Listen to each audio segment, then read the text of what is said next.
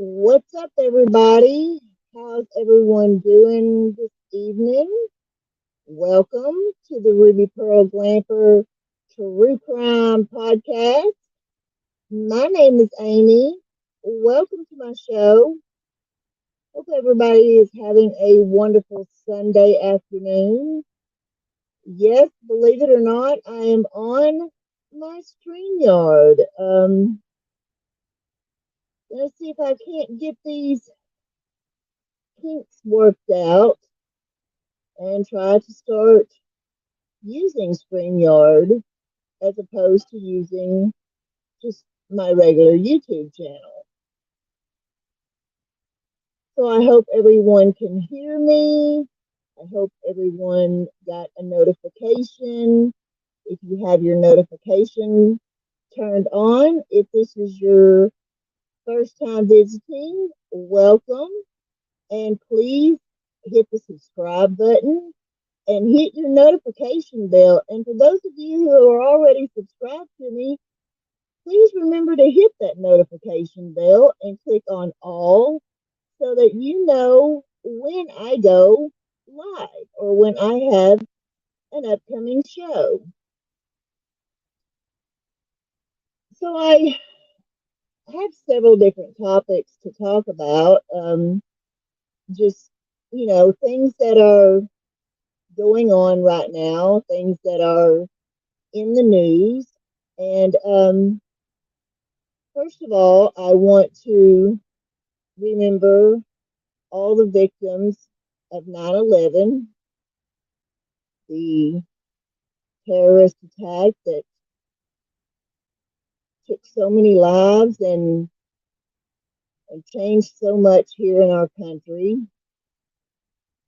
I normally tell the story of what I was doing and where I was and what was going on the day that the planes struck the Twin Towers.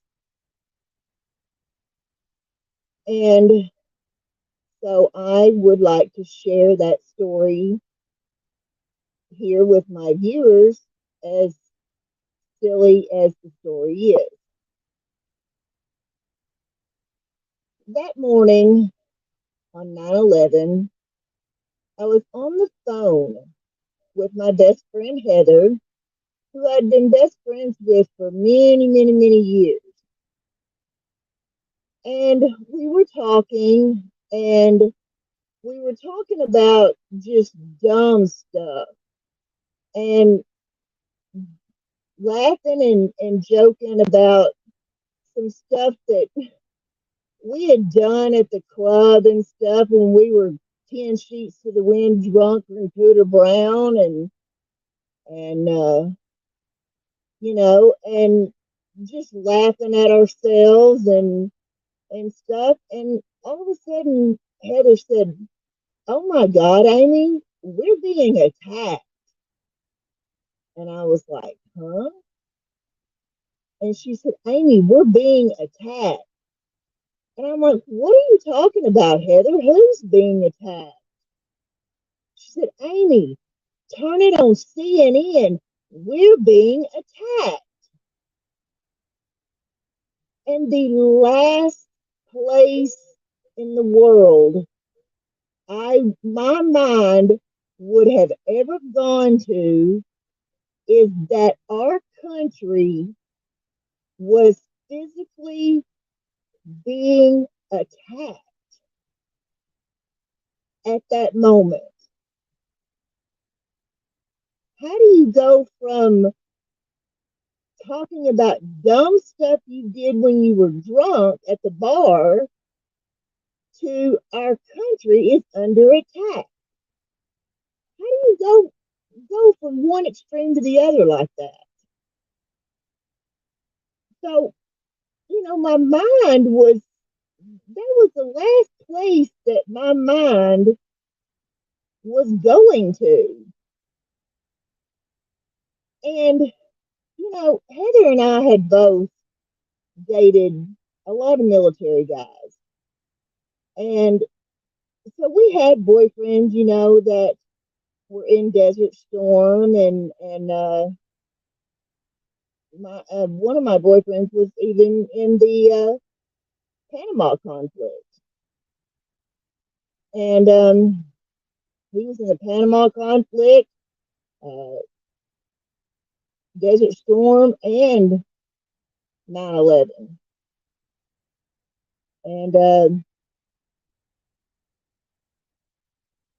some years ago, he when we were together, he had given me his army blanket that had been through all three of them wars with him. And even after we broke up, I still kept it. And he got back in touch with me, and it was a story of, he wanted me to know I was the one that got away, that he let go, that he regretted. And I tried to give him his blanket back. And he said, no, I want you to have it. And I do. I have it here with me right this very minute.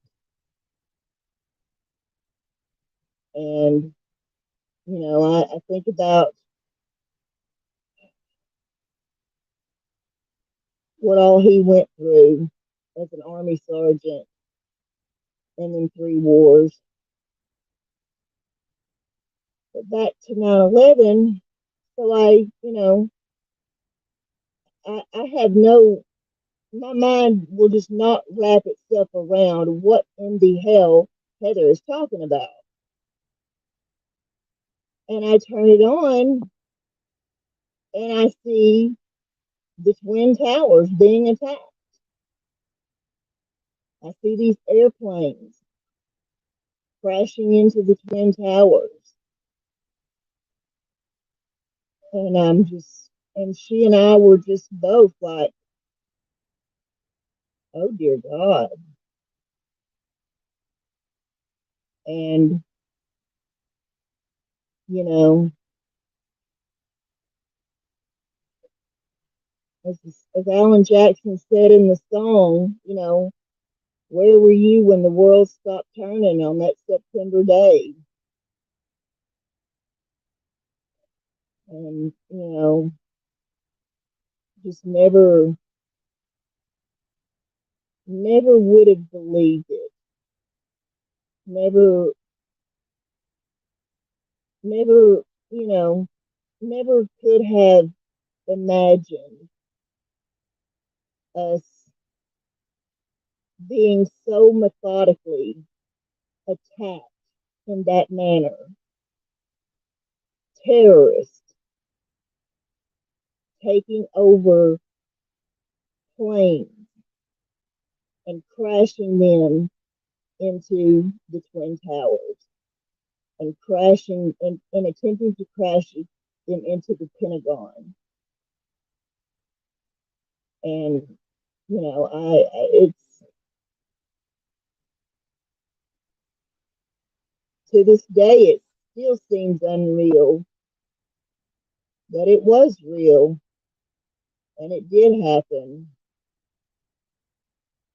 And, I have never forgotten it.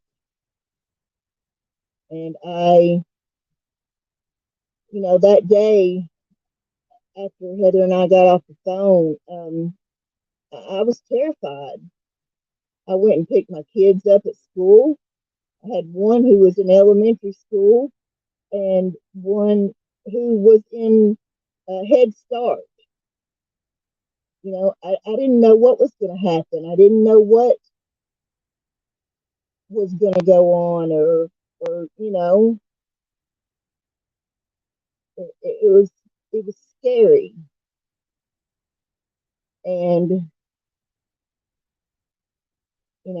we sat down that night and listened to what President Bush had to say. And I've never been that in tuned to a president's speech as I was President Bush's speech on 9/11. But I just want to, remember all of the lives that were lost and all of the families who lost loved ones, and you know, but after 9/11, it seemed like our country came together. People would stop and say, "Hello, brother. Hello, sister." As you pass by each other, we came together as a family, as Americans. And now look where we're at. We are in a time of turmoil so bad that the media has turned us all against each other for one reason or another. We're on two different sides of political spectrums, two different sides of spectrums of social issues. And, we have, in my opinion, it's just like an addict. We've hit rock bottom. We don't, everybody's in their own little world. Everybody's out for themselves. And everybody's just mean and hateful, and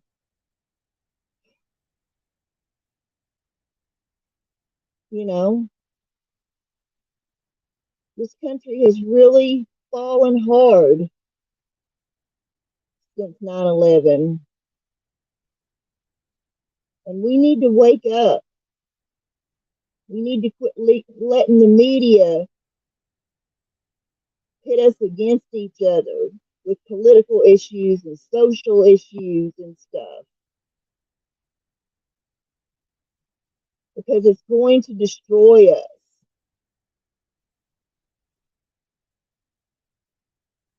At the rate we're going, we don't need a Saddam Hussein or a Adolf Hitler or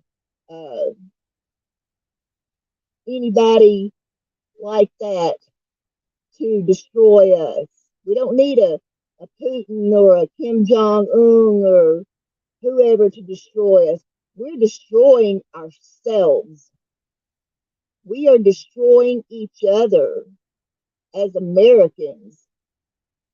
And you can get pissed off at me if you want to, but it's the fucking truth. It's the truth.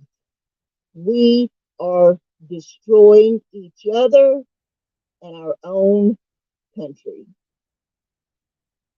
We don't need anybody else's help. We're doing just fine on our own, destroying it.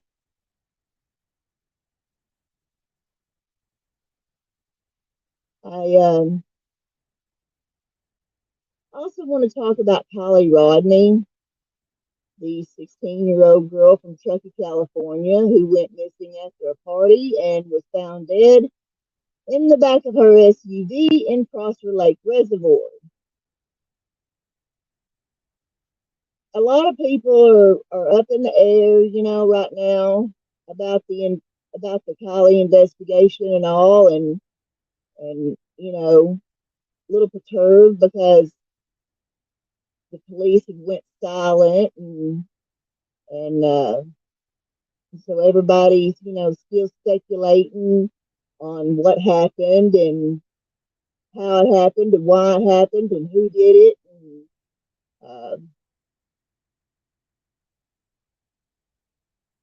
and digging for answers. And here's the thing. This case is not as simple, really, as you think it might be. because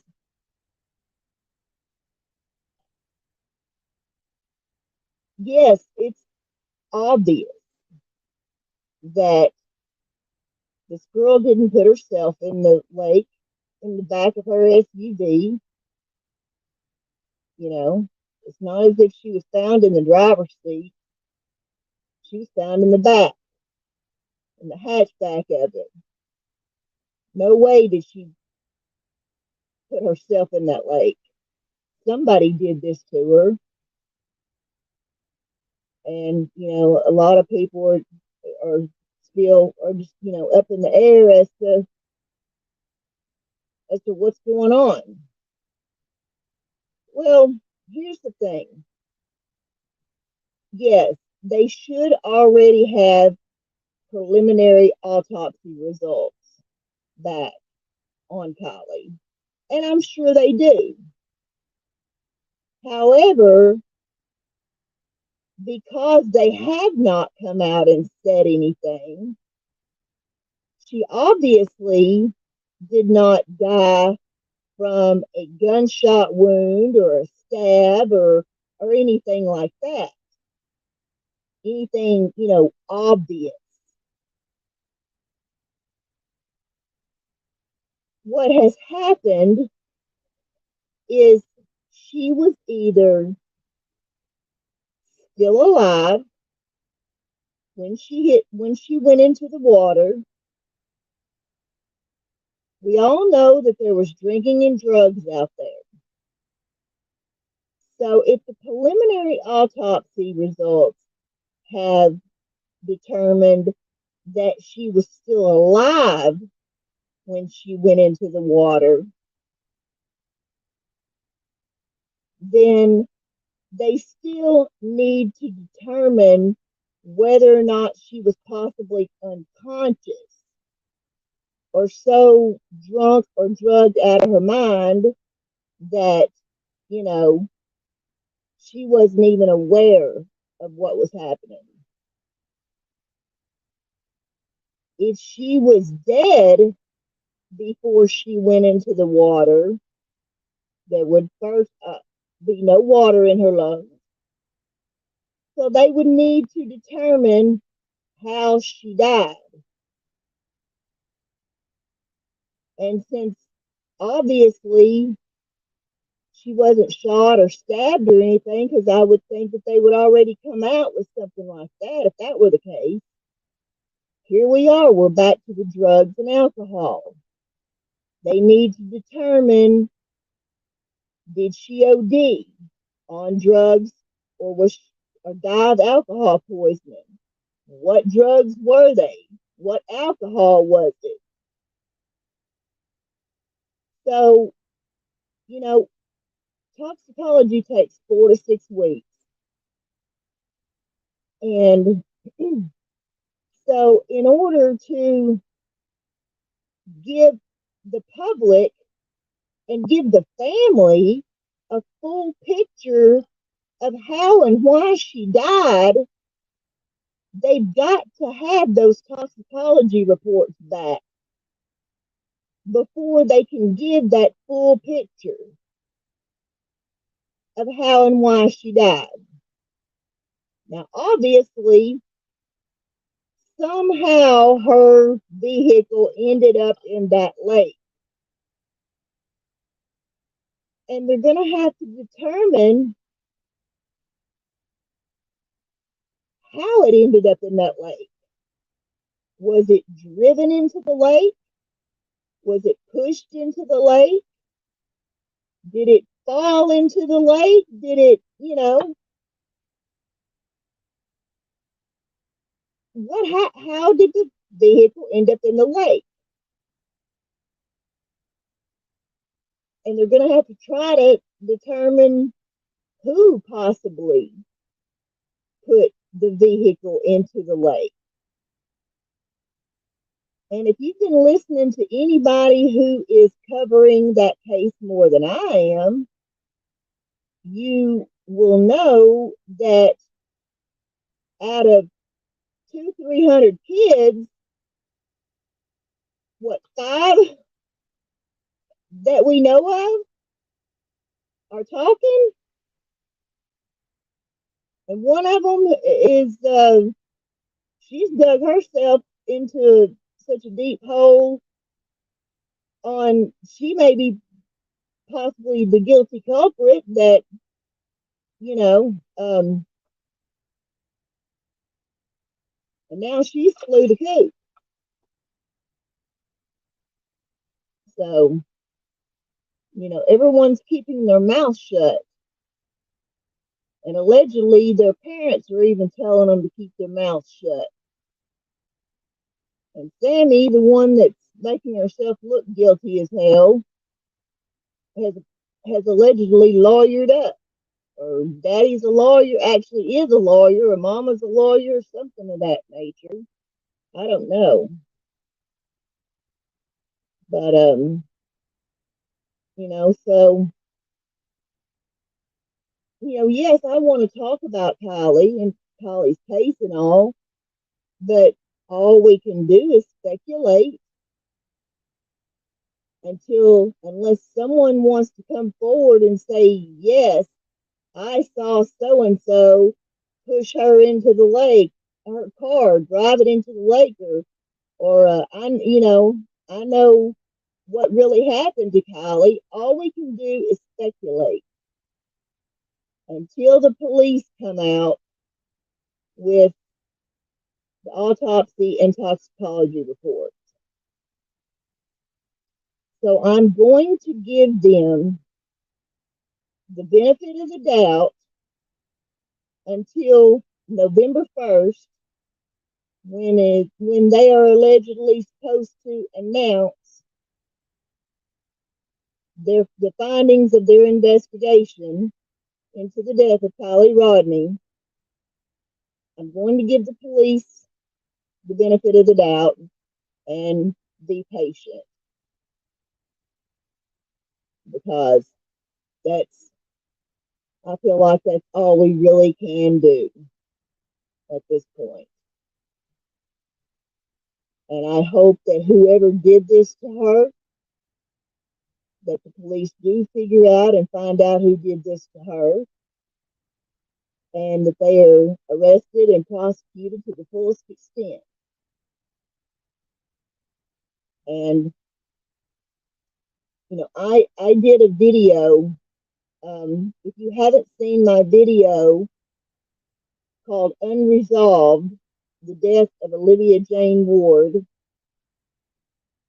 please go and watch it on my YouTube channel, because when this case first broke, the death of Olivia Jane Ward was the first thing that came to my mind. And in that case, we still don't have answers today. But what we do know is that the kids that were there at that party, most likely, more than likely,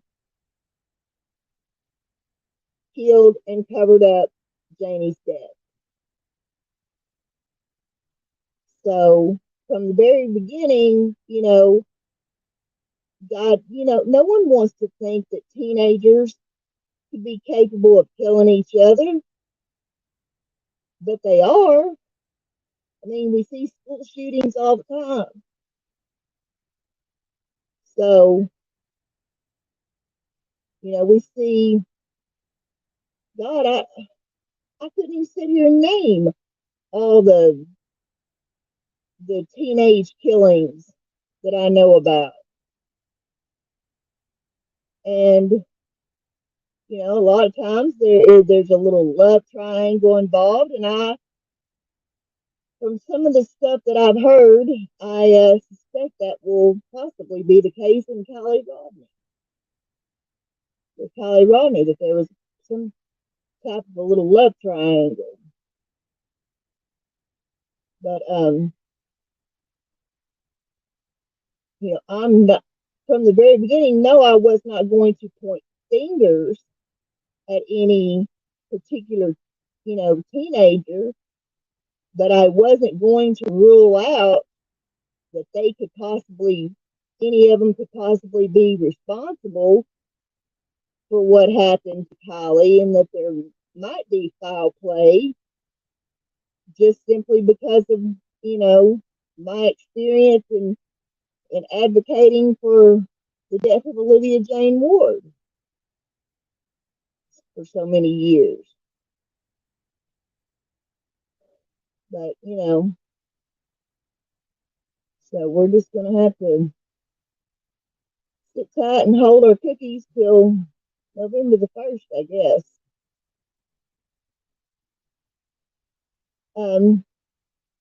I also want to talk about Summer Wells.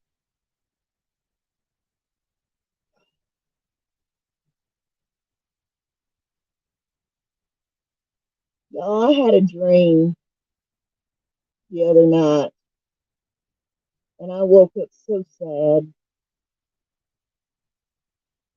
I had a dream that I found Summer. And I mean, I couldn't tell you who she was with or where I found her or anything like that. I just found Summer. And she was so happy that I had found her. And she was smiling. And I picked her up and I put her on my hip. And she was just tickled to death. And she was so excited that she was going to come home with me. And she was going to have a real mama. She was just so happy. That's what I remember most about that dream. Hello, how are you, Mamacita? But I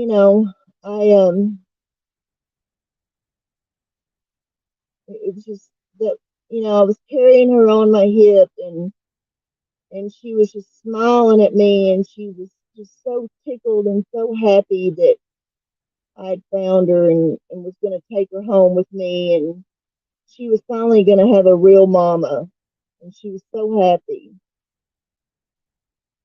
And then a day later, I get this mysterious text on my phone and it's a YouTube link from my friend Griff. So I click on the link. Yes, it was. It was just, I woke up and I was like, God, I wish it had been true. I wish it could come true. And I, the next day, I get this mysterious link in my text message from my friend Griff. And it's just a YouTube link. So I click on it and I go, and it's a creator who I normally don't watch. But she is reporting that someone on Facebook is reporting that they possibly saw Summer Wells at a motel in Jonesboro, Arkansas. Now, I am from Arkansas. I live in Arkansas. I live in southwest Arkansas, though. Jonesboro is up in northeast Arkansas. It's about 5 hours or so from me. It's a long drive on a motorcycle, I can tell you that. The last time I was in Jonesboro was when the West Memphis Three were released, and I rode on the back of Kevin's motorcycle up there for their release. But some woman on Facebook has claimed that she possibly saw Summer Wells at a motel with, I believe, a man and two women. Now, it is not verified. It was a possible sighting. Well, a YouTube creator saw it, and a couple of them, ran with reporting it. Yeah, long and boring. It ain't nothing but flat up there. I mean, nothing but flat fields for days up there. At least down in South Arkansas, you got hills and curves and beautiful trees and fall leaves and no, hell no, it ain't nothing but flat fields for days up there in northern Arkansas. Um, but so they ran with it, and of course, Griff is going to send something like that to me, because I am a creator here in Arkansas. And, this girl who was reporting on it, she got a lot of shit for, putting it out there, which I did not understand.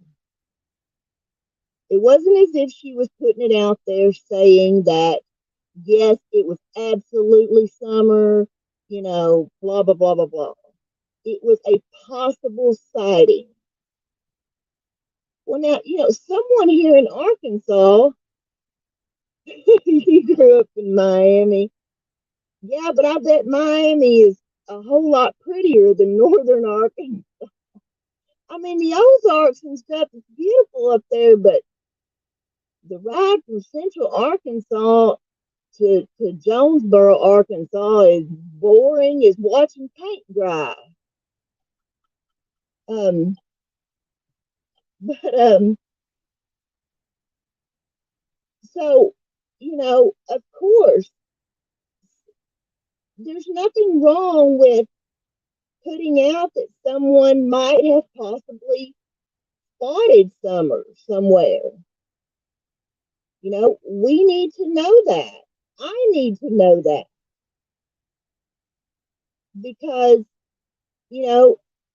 even though I'm always on alert for, and watching different places that I go and looking, if there was a possible sighting of a child whose case that I have followed and we have all followed and reported on in my home state,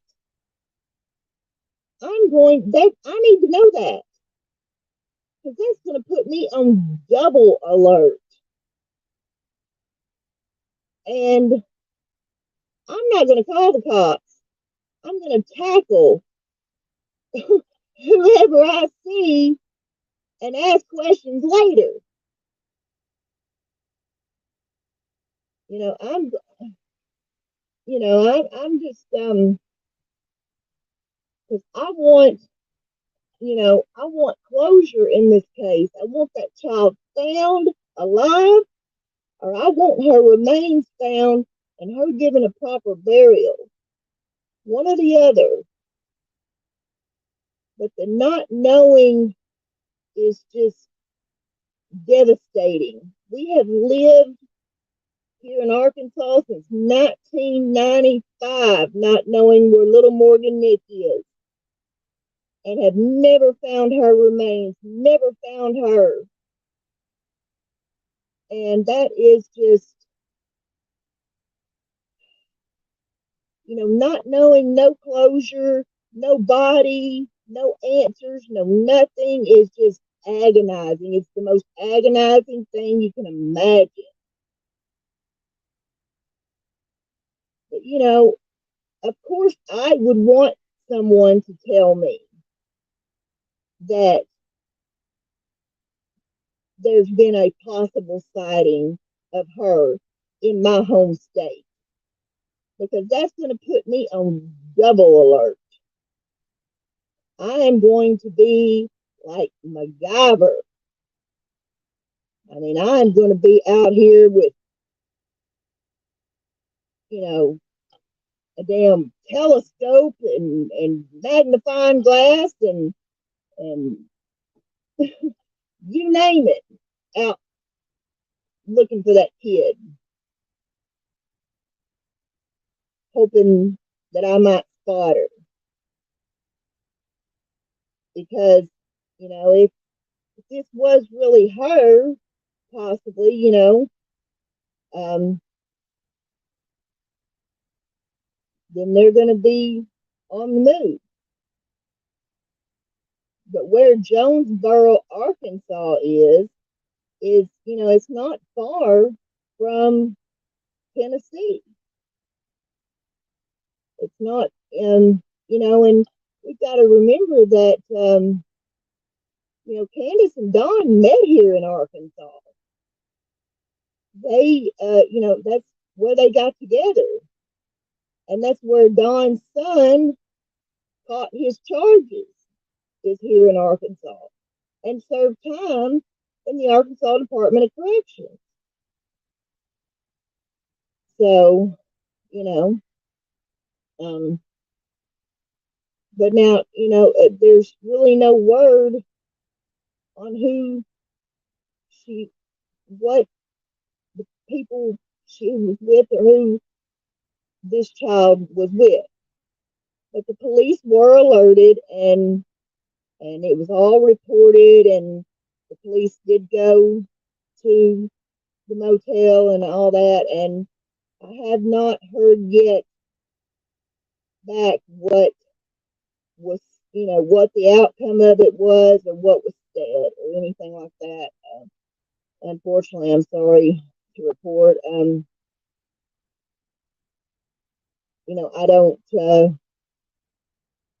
don't know yet if they have said it definitely was not her, or it definitely was her, or it could have been her, or anything. So, but I'm hopefully going to see what I can find out, and but I'm just I was at least glad to know that there could have been a possible sighting of her, and that A, gives you hope, and B, puts me and other Arkansas creators on high alert when we go out in public. So I just didn't understand all the hate that that creator got, and I said it's a creator that I don't even follow, that I didn't even follow, but Rick knew that I would, of course, want to know that, especially since the possible sighting was here in Arkansas. But it even his wife and I talked about, is that some sort of a sign for me to have had that dream, and then that possible sighting of her in Arkansas the next day? Was that some sort of one of those little signs that we can't? Yes, Griff is the YouTube creator. Yeah, he's a friend of mine.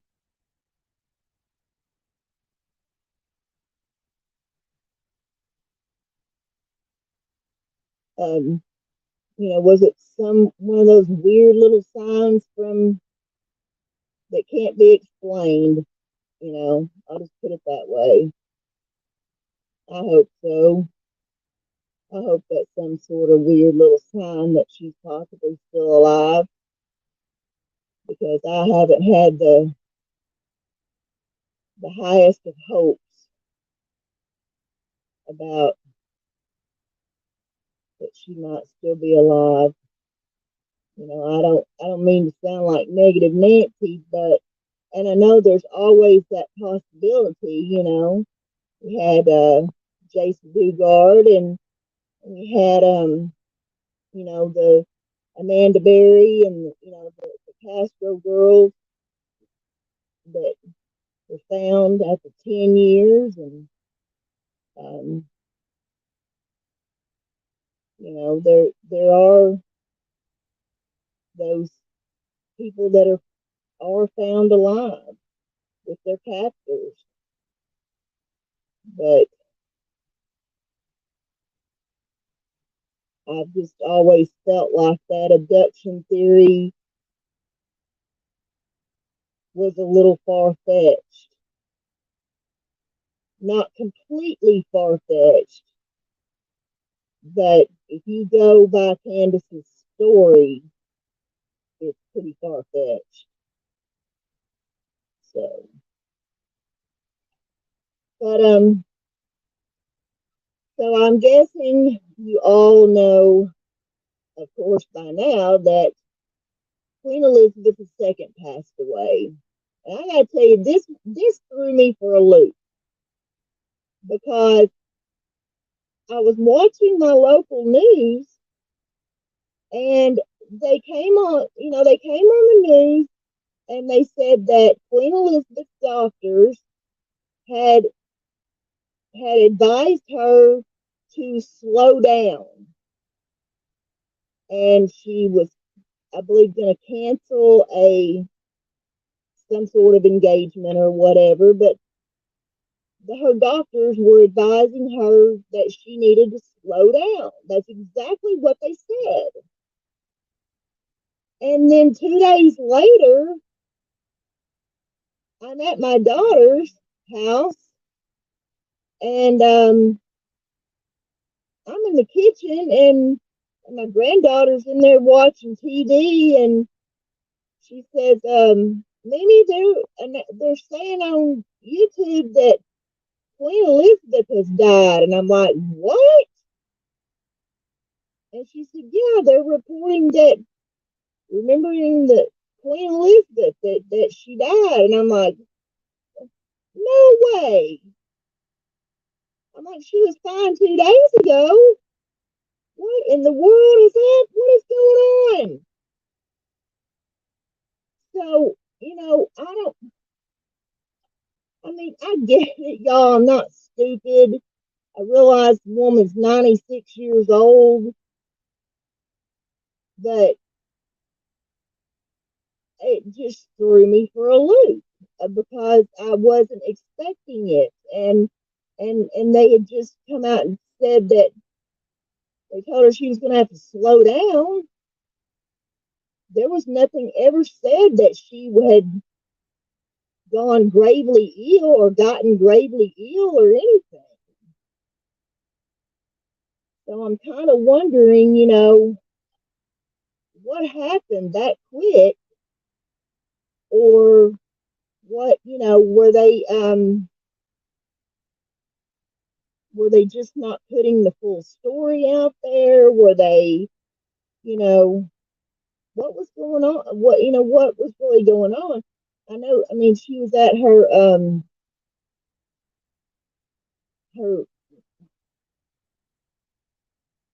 that place she goes to in the summer and whatnot. Same place where she took Diana's kids when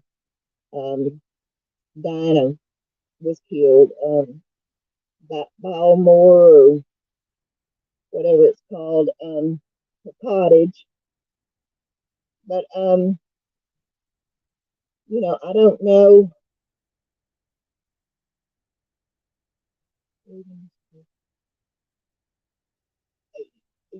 Yeah, that's true. But yeah, Balmoral Castle. Um, that's true. But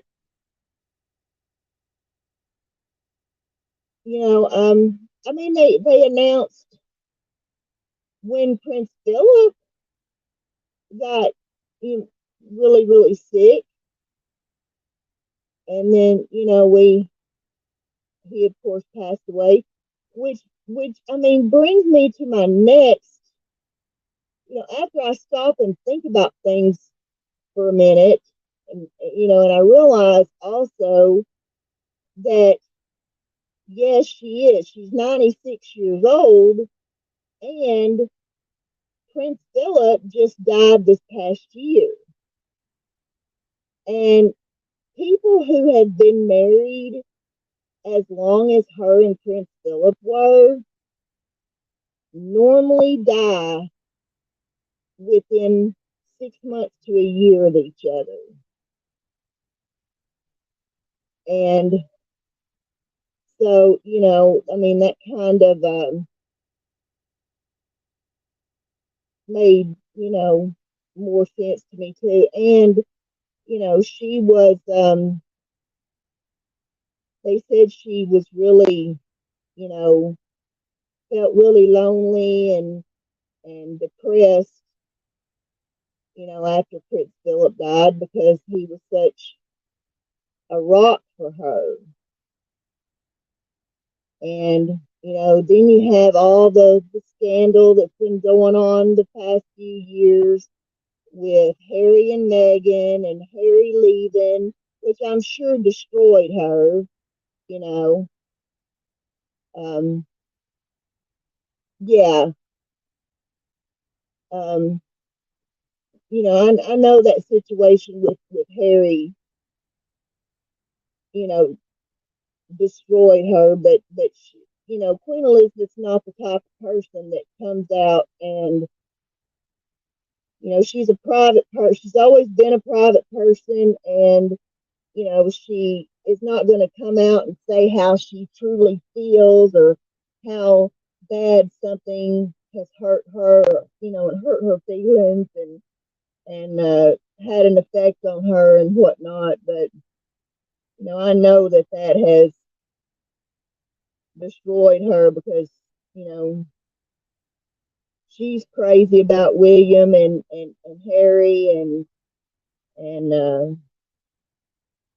even though she may not be so upfront and blunt about her with her emotions and feelings and stuff, you can tell, you can see it. I love watching pictures of Prince George at events.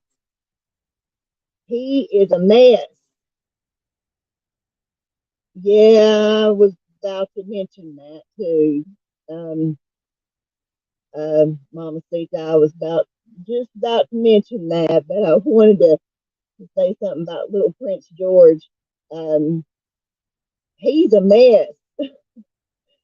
He is so funny, and I love watching videos of him at these events and stuff, acting up and dancing and just being silly. He is so funny, and and you don't ever see the Queen, give him a dirty look or elbow Kate or William, get that kid in line, or nothing like that. She just looks at him and grins.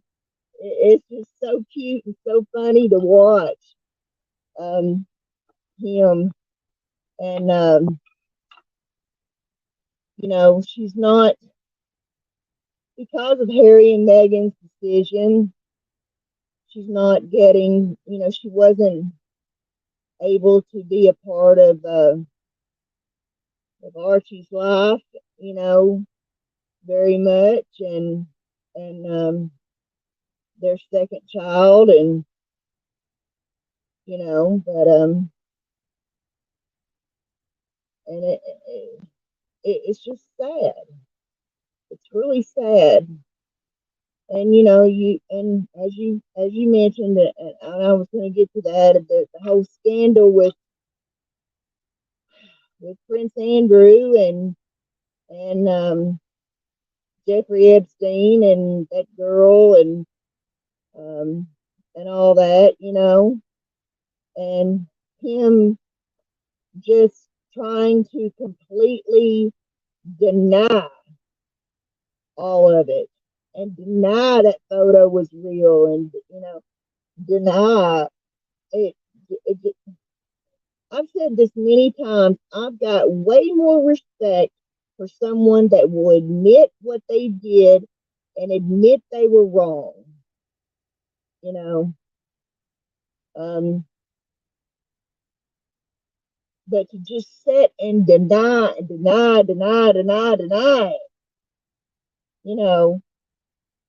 and when you hear them women's stories, and you hear Virginia's story about Prince Andrew and all that, I'm sorry, these girls did not make that stuff up. They did not just come up with these stories off the top of their head. And, which it leads me into what I wanted to talk about next, and that is just all the different things about the royal family. People are human. We're all human. And I know, yeah, it is. It's awful that, and Epstein, he just has, I don't know them girls. I didn't do anything with them girls. I didn't hurt them girls. I don't know what the hell you're talking about. This kid's just smug, denial, just sick. Ugh.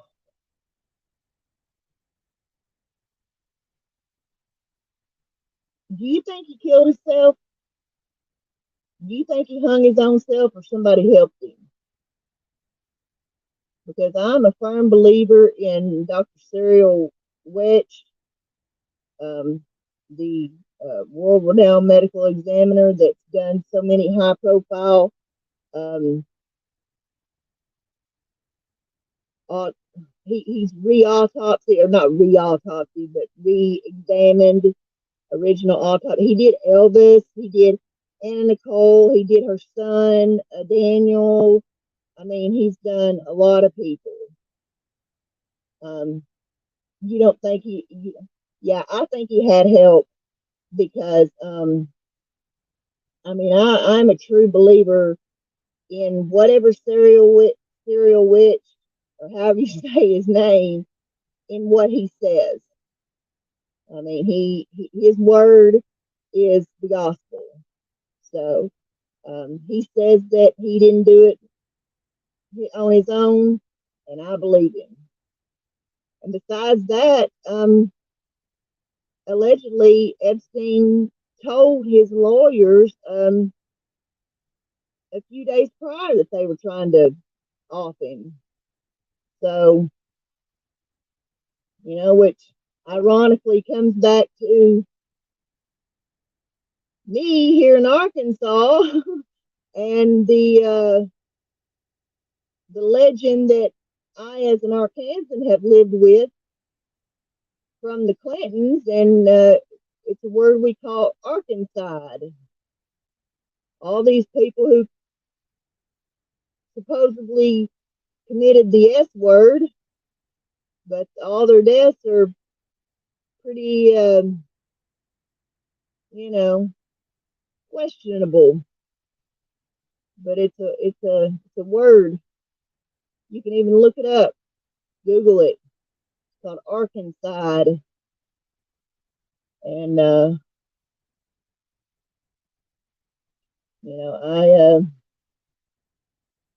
it's a legend I, as an Arkansan, have lived with for many, many, many years.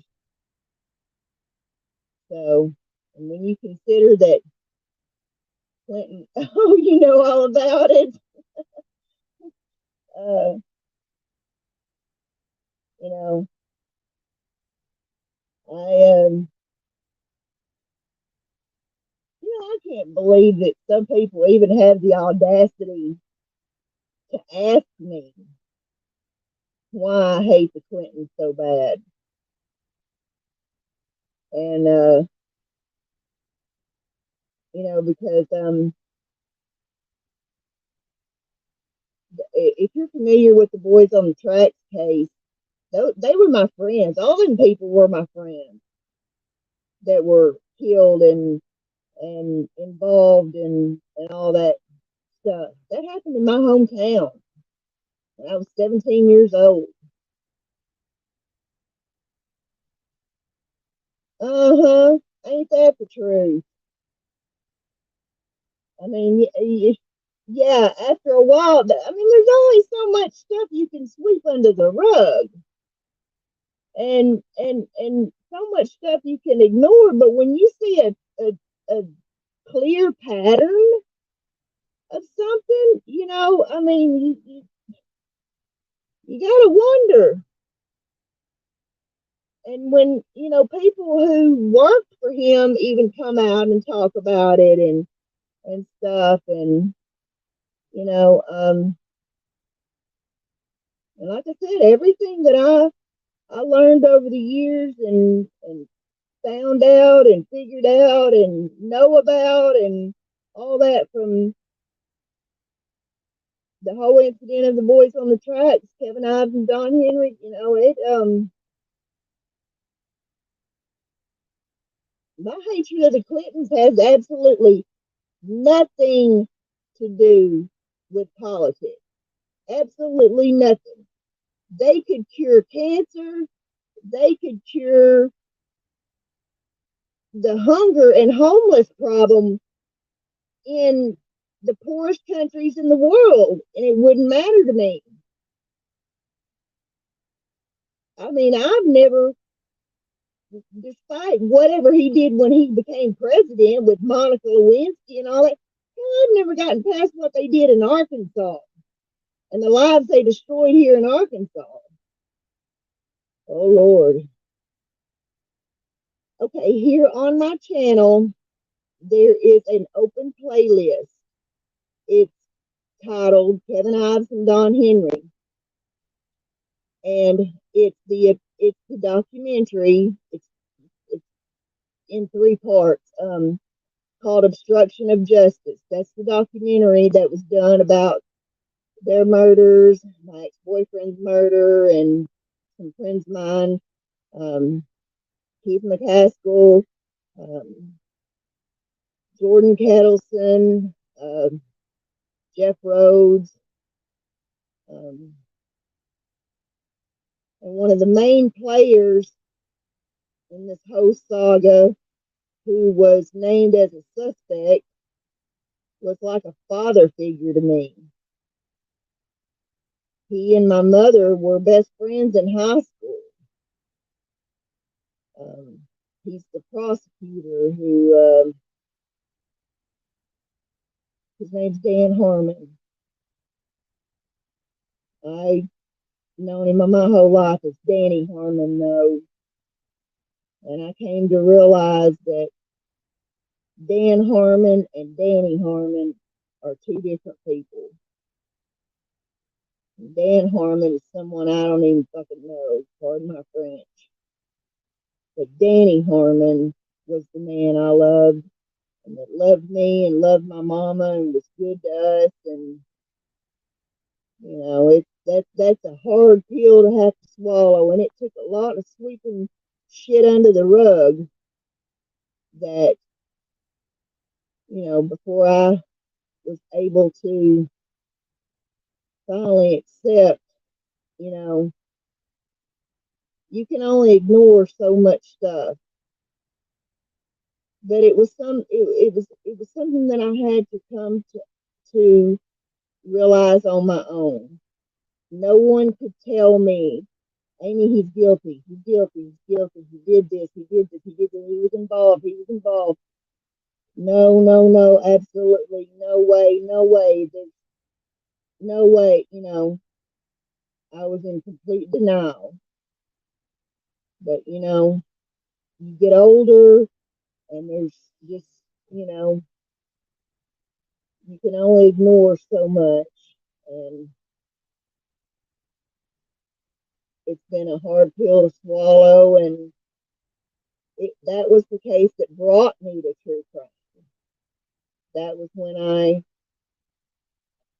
became involved in true crime and studying true crime and developed a passion for true crime. And even though I don't condone crime by any means, I don't condone any crime by any means. every aspect of crime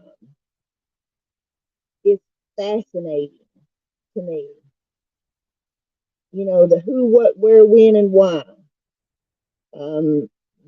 Studying and profiling people and their behavior and the pre-lives, I call it pre-lives, of serial killers such as, Charlie Manson, Eileen Wuornos, Richard Ramirez, those kind of people. I want to try and come to some kind of understanding as to what made these people become who they became and why they became who they became and why they did what they did and whatnot. Yeah, please, because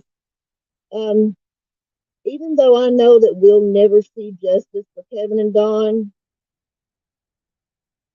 it's important that people always know what happened, and it can happen in your hometown too. I was 17 years old, naive young girl, had no idea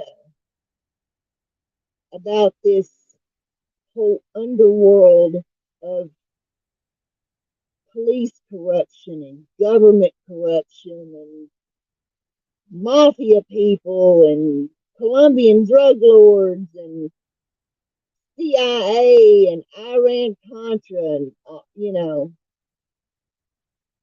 had no clue. And it's something that's going on right under your nose. People are not who you believed your whole life that they are, that they're capable of such a heinous act.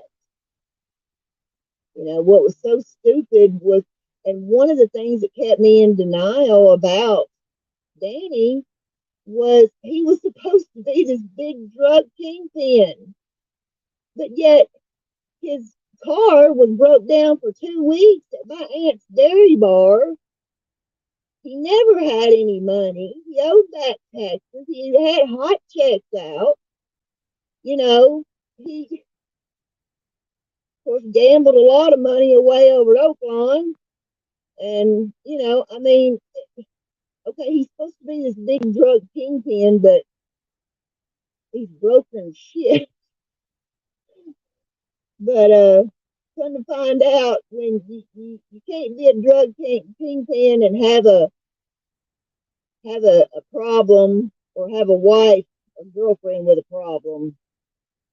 So yeah, you can't make any money using up all your own product. So, and that was one of the issues. But I wanted to talk about the royal family, even though the brokest joint. Oh.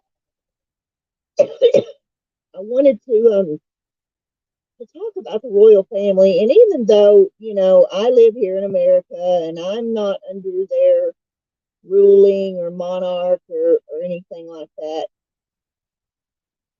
I do have very strong feelings about the dynamics of the royal family and what has gone on in the royal family. And I'm the type of person that you can't help who you fall in love with. And we all love who we love, whether it's that we love a tall person, a short person, a skinny person, a fat person, a rocker dude, a country boy, backwoods fisherman hunter, or someone of the same sex, or we love who we love, and we fall in love with whoever we fall in love with, and you can't force love. So people who have a custom of arranged marriages and what kind of person you're expected to marry and all that kind of stuff, I'm just not I'm not for that. I don't understand it, but then again, I was not born into a royal family. I was born into a regular old family. I come from divorced parents, and you know, dad deserted us when I was 2 years old, and I have my own taste in guys, as I'm sure you have your own taste in guys or women, or whichever your heart desires, and we all don't have the same taste in the type of people we fall in love with, or who we fall in love with. So I just can't quite get into the whole arranged people with the custom of arranged marriages or expectant marriages and whatnot. And if you know anything about Prince Charles, you know that he's been in love with Camilla Parker since the 70s. But because he was the first heir, he was not allowed to marry a woman who was not a virgin and who had already been married and divorced. No ifs, ands, or buts about it, because he would be the heir to the throne after Queen Elizabeth II. And, at that time, he was expected to marry someone with, of high stature, someone who was a virgin, someone who was deemed worthy of being the Princess of Wales. And it wasn't Camilla Parker. So, he gets set up with Princess Diana or Lady Diana Spencer. And it is so sad. After they got married, and this reporter says something to him about being in love, and Diana says, "Of course," and Prince Charles just kind of stands there and laughs and says, "Whatever being in love is." My God, there was your first red flag. That marriage was doomed. And knowing everything I know, he and Camilla were having an affair before, during, and after he married Lady Diana Spencer.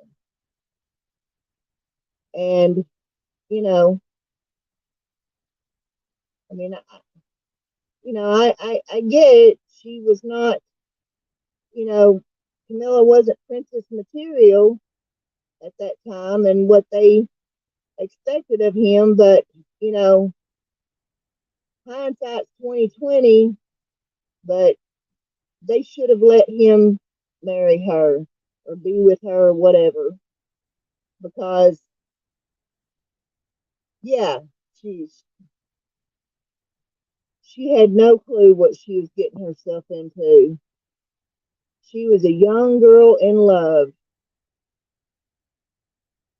and I'm sorry. Maybe he cared about her, and maybe he loved her in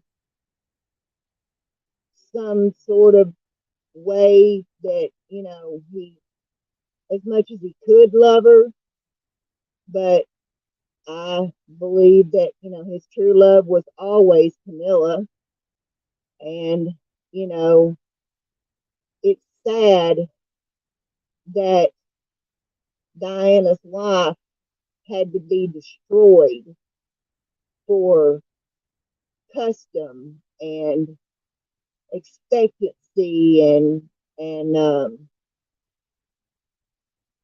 rules and regulations, and you destroyed a woman's life and destroyed your own kids' lives.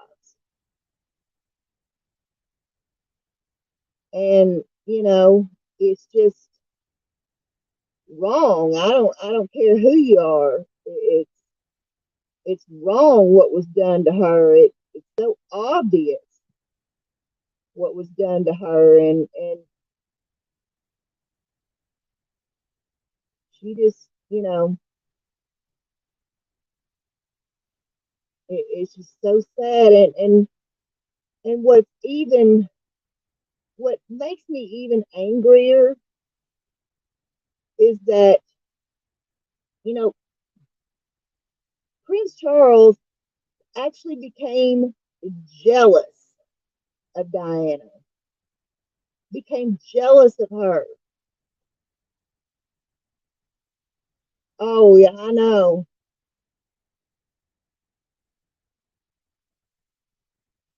Well, it looks like he's going to be the king, but they're already referring to him as King Charles. And it seems weird. It's like, my God, his mama's body's not even cold. You know, Jesus. And y'all are already referring to him as king. The media, I mean, Um, but you know, it's just so sad that this, an innocent woman's life had to be destroyed for custom and rules and regulations and whatnot. And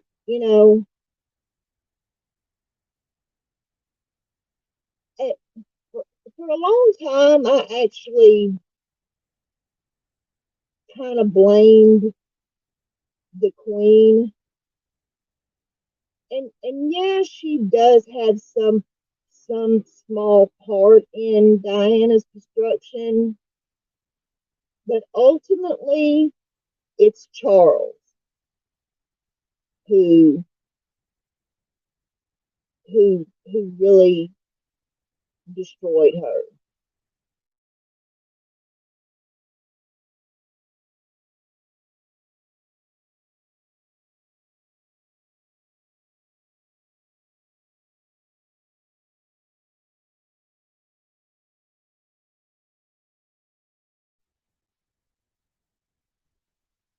And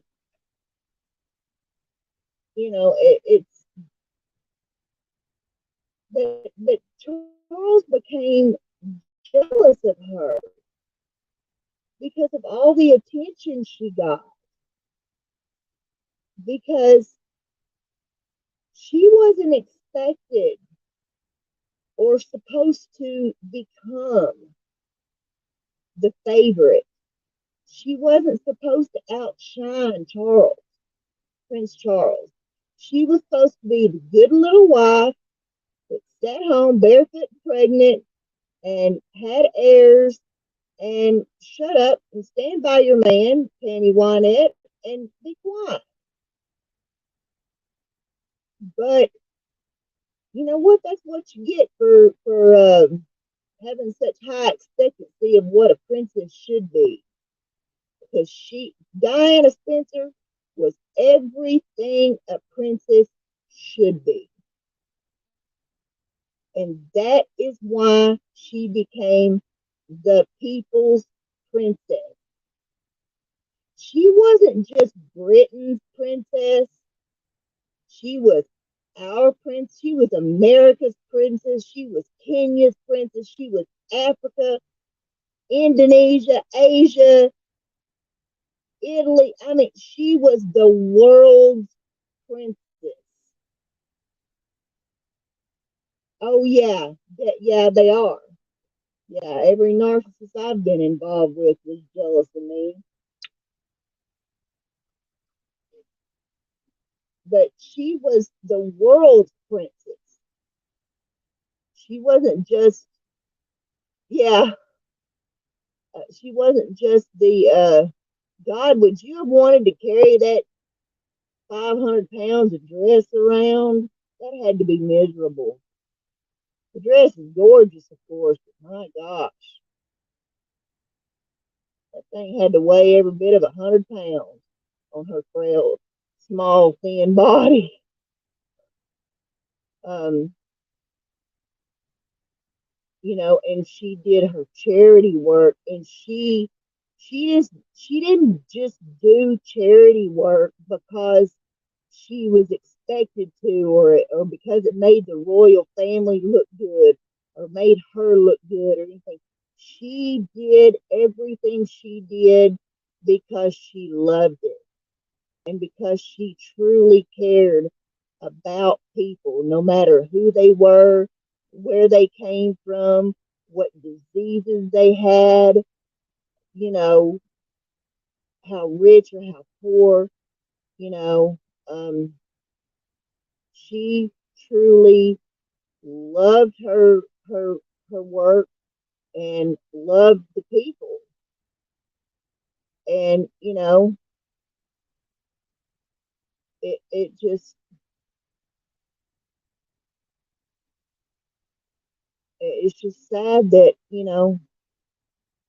her life was destroyed, because of it. And I'll never forget watching that interview where she comes out and tells the truth about her marriage and everything. Well, there were three of us in that marriage, so it was a bit crowded. You know, but Camilla was always there. And she, once she caught on to what was going on, she even tried to leave my husband alone, give us a chance, leave us alone, stay at, get away from my man. And she wouldn't. Well, I guess maybe Charles wouldn't let her go either. But she allegedly encouraged Charles to marry Diana. That she was, oh, she's a young, dumb, naive girl. She'll make perfect, you know, sidekick of what you're expected to be with. And we can carry on with our little tryst behind closed doors. You know, she's responsible. She has a large part in Diana's destruction too. And now, I mean, the queen finally gave her blessing for him to marry Camilla and everything, and they got married and whatnot now, and she became the Duchess of Cornwall and whatnot. Well, now apparently she is going. The queen gave the okay that when Charles became king, that Camilla would be called the the queen of um, queen of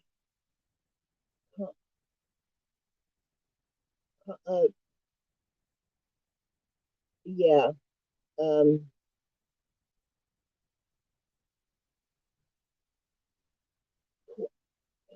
what did they call it? Queen of, it starts with a C, but that Camilla would be referred to as the Queen of Commerce, Commerce, Queen of Homewreckers. Yeah, exactly.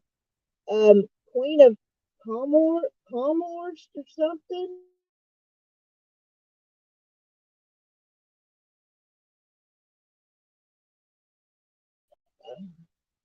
No, you won't ever hear me refer to her as Queen of Shit. But yeah, Queen of Homemakers. That's about it. Um, she's no queen. Um, I mean, I don't know. Maybe I shouldn't be so disrespectful or whatever, but I mean, I'm an upfront and blunt kind of person. I'm just going to tell you the damn truth about how I feel about anything and everything, and this is just how I feel about it. Even though what goes on over there in their monarchy, and has no bearing on my life. Um, I still feel very very strongly about it, and what was done to Diana, and you know I'm also one of those YouTube creators, YouTube reporters, and whatnot on true crime that you're not going to see me out here hounding people to death.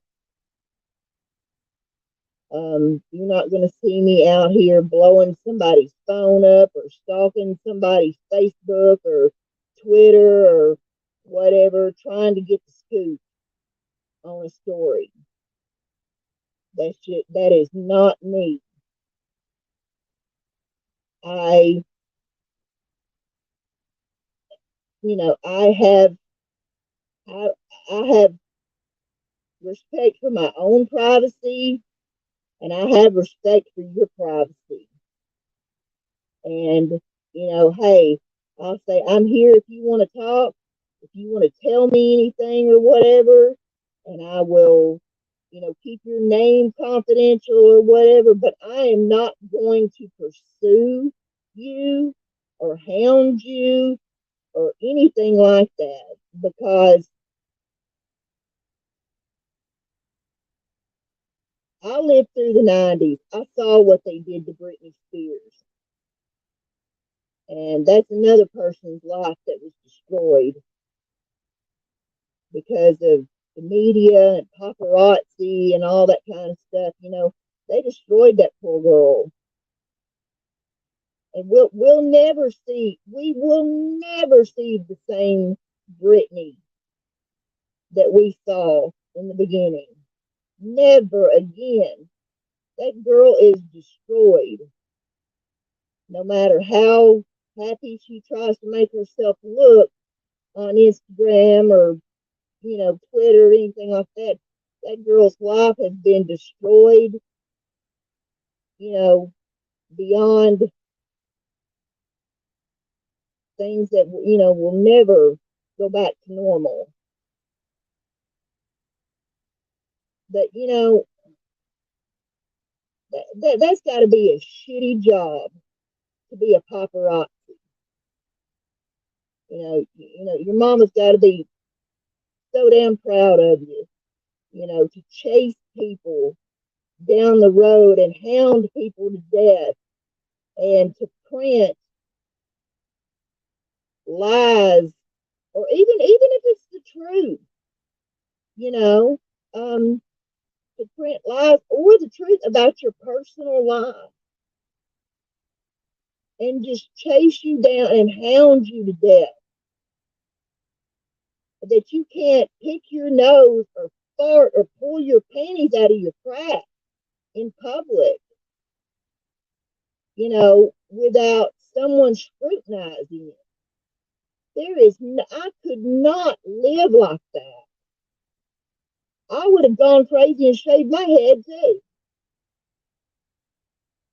And I could never be Kim Kardashian. I could never be Britney Spears. I could never be Princess Diana. I could not live like that. And you see so many times, you see Diana begging them, please respect me. Please respect my children. Please respect that we are trying to have a family vacation. Nope, sorry, ain't gonna do it. I saw a video once of Britney Spears. She was on some kind of an outing. She was sightseeing and she was trying to take pictures and whatnot. And the paparazzi's just surrounding her and she's just begging them, will you please get out of my way? Will you please leave me alone? And, you know, I just, God, I couldn't live like that. And I'm a firm believer in, do unto others as you would want them to do unto you. And I'm not going to do that to people. I'm not going to hound somebody to death for the scoop or the story or whoa, for the scoop or the story or anything like that. You're not going to get that here. You're just going to get the reporting of what I know, and that's the best you're going to get. So, and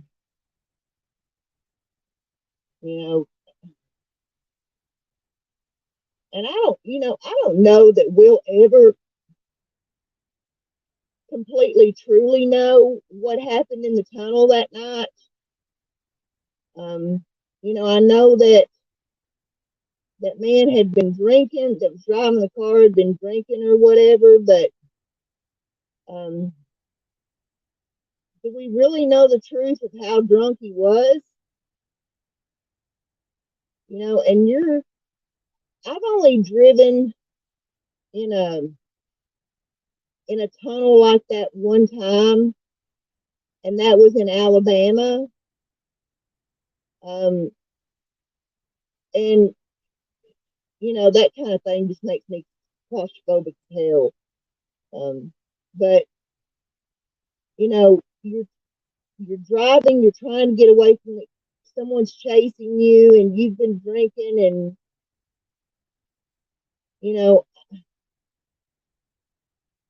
I don't know if we'll ever truly know the real truth of what happened that night in that tunnel. But I know we lost our princess,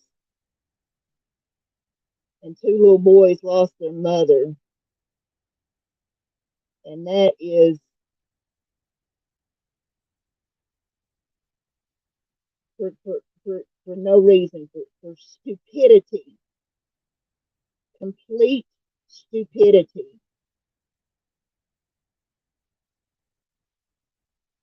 Because you're just trying to get a photo of somebody. Anybody, and I have seen some celebrities who have, if you'll just ask me to pose for a picture, if you just ask me if you can have a picture, I'm happy to give you a pose for a picture. But hounding somebody to death.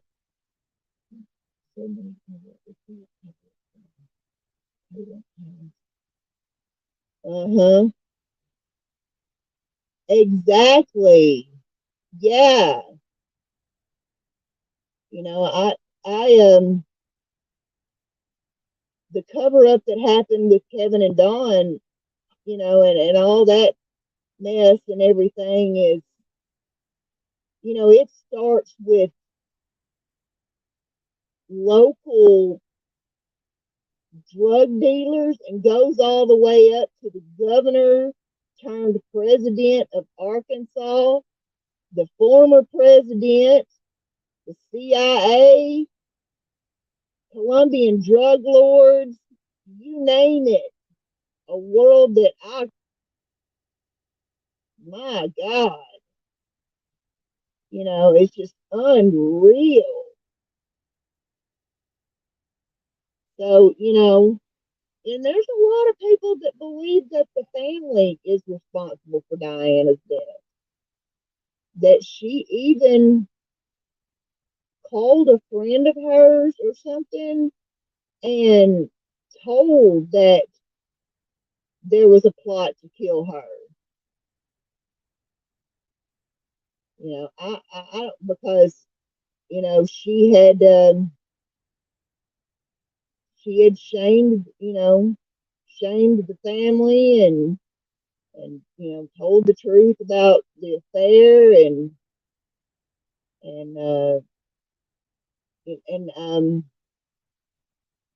I think that it has been reported that the royal family um, didn't like Dodi Fayed um, or for some reason or whatever, and that they were allegedly going to be engaged. Yeah, yeah, and that's something we're never gonna know if she was or she wasn't. Um, but yeah, there's so much corruption and stuff, but what we do know about Diana and what was done to her and everything that was done to her that we do know about, was bad enough. And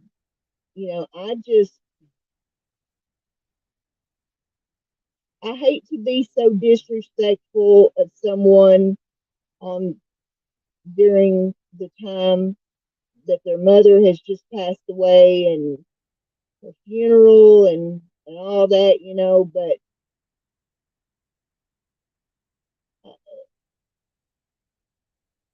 I just don't think a whole lot of Charles. And to my understanding, a lot of the people in Britain don't think a lot of him either. And they're wondering, what the monarchy is going to be like under his ruling. Um,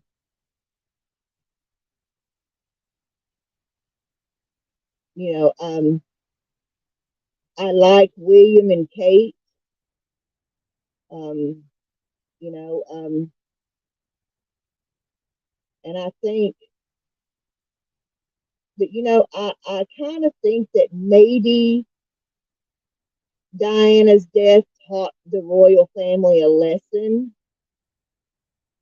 and that is to, accept who your children fall in love with, and it's okay because it's not like it hasn't happened before.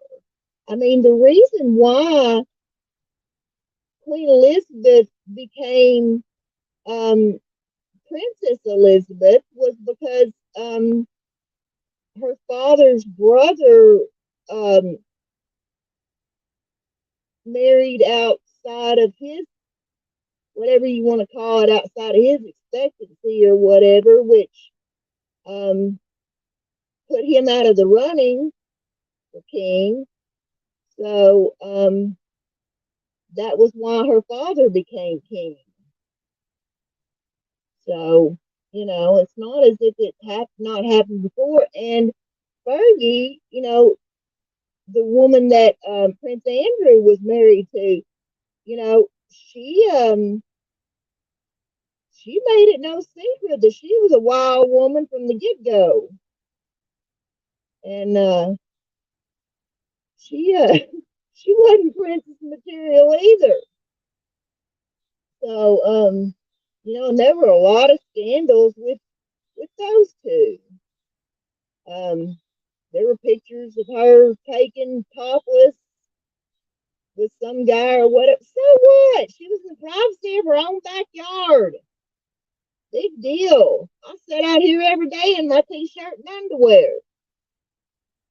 You know, I live out in the country. I can do that.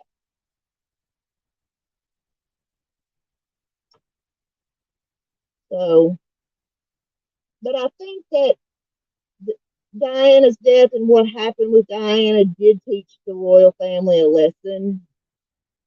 You know, they allowed William to marry Kate. They was always in the Inquirer. Um, you know, they allowed William to marry Kate, who was a commoner, and then they, of course, allowed uh, Harry to marry not only a biracial American, um, but then you see where that has gone. And I personally don't know enough about Meghan Markle. I'm not, studied enough about her or looked into her about her enough to make a judgment about her. Um, what I do see and what I do know is that Harry is not going was not going to allow his wife to be put through the hell his mother was, and was not going to allow what happened to his mother to happen to his wife. And I can understand. And if he wants to, and if it meant, leaving the family, then that's what it meant. But most of the press makes Meghan Markle out to be the Yoko Ono and Courtney Love of the royal family.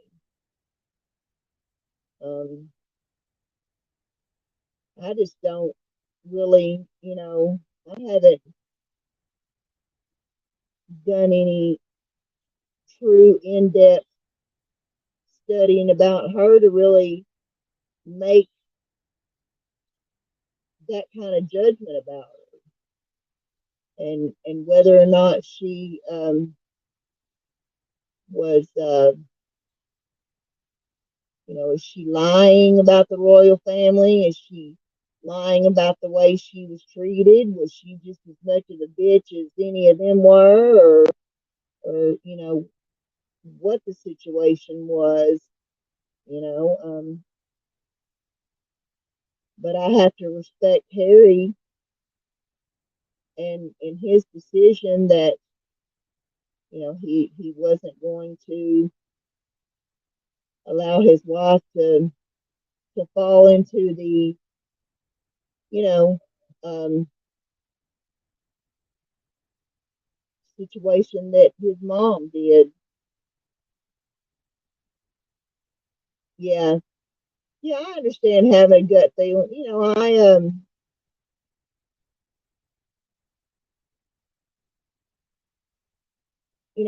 I kind of wonder, because I know women can be just as manipulating and cunning and conning and narcissistic and whatever as a man can be. My stepmother was a master manipulator. And, so, I mean, I'm not going to count out that Megan's not the same way. But, I just don't know enough about her really to make that decision or to say, yeah, I think she's a master manipulator or whatever, because I just don't, know. I just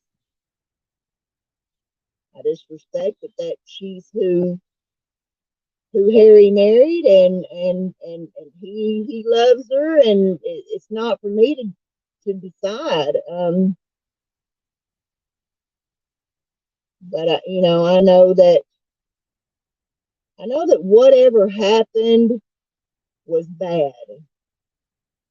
And that's another thing that we'll probably never know the full truth of, because even Harry won't tell the full truth.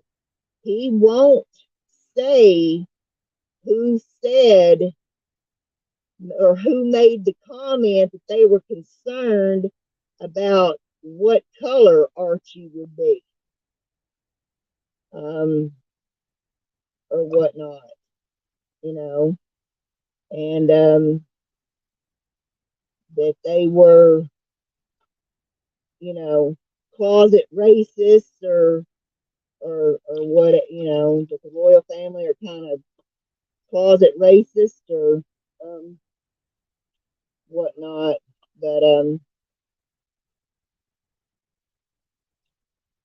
something bad happened.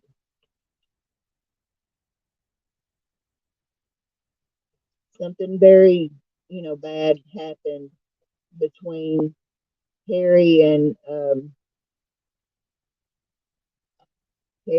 his father, and Harry and Will. Um,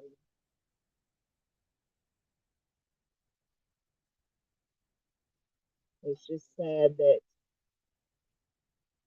it happened. And I don't know. Did you hear Charles's speech, that he gave about, where he was saying, um, and then he says, um, Prince William, my heir, will take over my duties, blah blah blah blah blah, and whatnot, and and then to Harry and Meghan, who are, um, living their lives and blah blah blah, did not refer to him as Prince Harry, did not refer to him as his son, did not refer to him as his heir, nothing. It was Prince William, my heir, will take over my HRH duties, blah blah, whatever that, um, encompasses, and then he mentions Harry, and he just calls him Harry. He doesn't say my son Harry, my heir Harry, um, Prince Harry, and the Duchess of Sussex, or nothing. He just says Harry and his wife Meghan. Yeah, cold blooded. That I don't care. He's still your heir. He's still your son.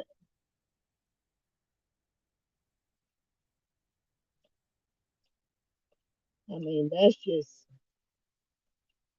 that's cold blooded. Um, which I'm sure probably hurts Harry's feelings, and whatnot. But Harry does. Harry has told his story, but he has told it with, and still keeping pretty much kind of to the royal standards, and the privacy standards as a royal. He will not say who was the one that made the comment that they were worried about what color Archie would turn out to be when he was born, and that he would not get a title. And, you know, really sad. Just very, very, very sad. Exactly. Oh, funny you say that, Mama Sita, because that's allegedly why a lot of Brits don't like Prince Charles, or King Charles, or whatever you want to refer to him as, because he don't give a damn what anybody thinks about his opinions or his concerns about the world or what the monarchy should do. And he's it's my way or the highway is his motto. And he doesn't care what you think or I think or any of the Britons think. He's going to do exactly what he wants to do. He's going to run the monarch the way he wants to do. And you can like it or lump it. And so it'll be it's going to be quite interesting to see how everything comes out, how everything, what big turns, that the monarchy takes and all that. But I'm kind of with you. I'd much rather see William and Kate take over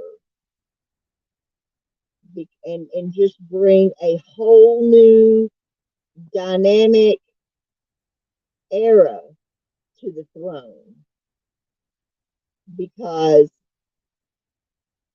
they are,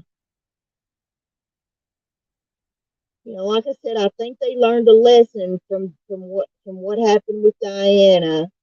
And with William, they really made a turn in their rules and regulations, and tried to and showed the world, okay,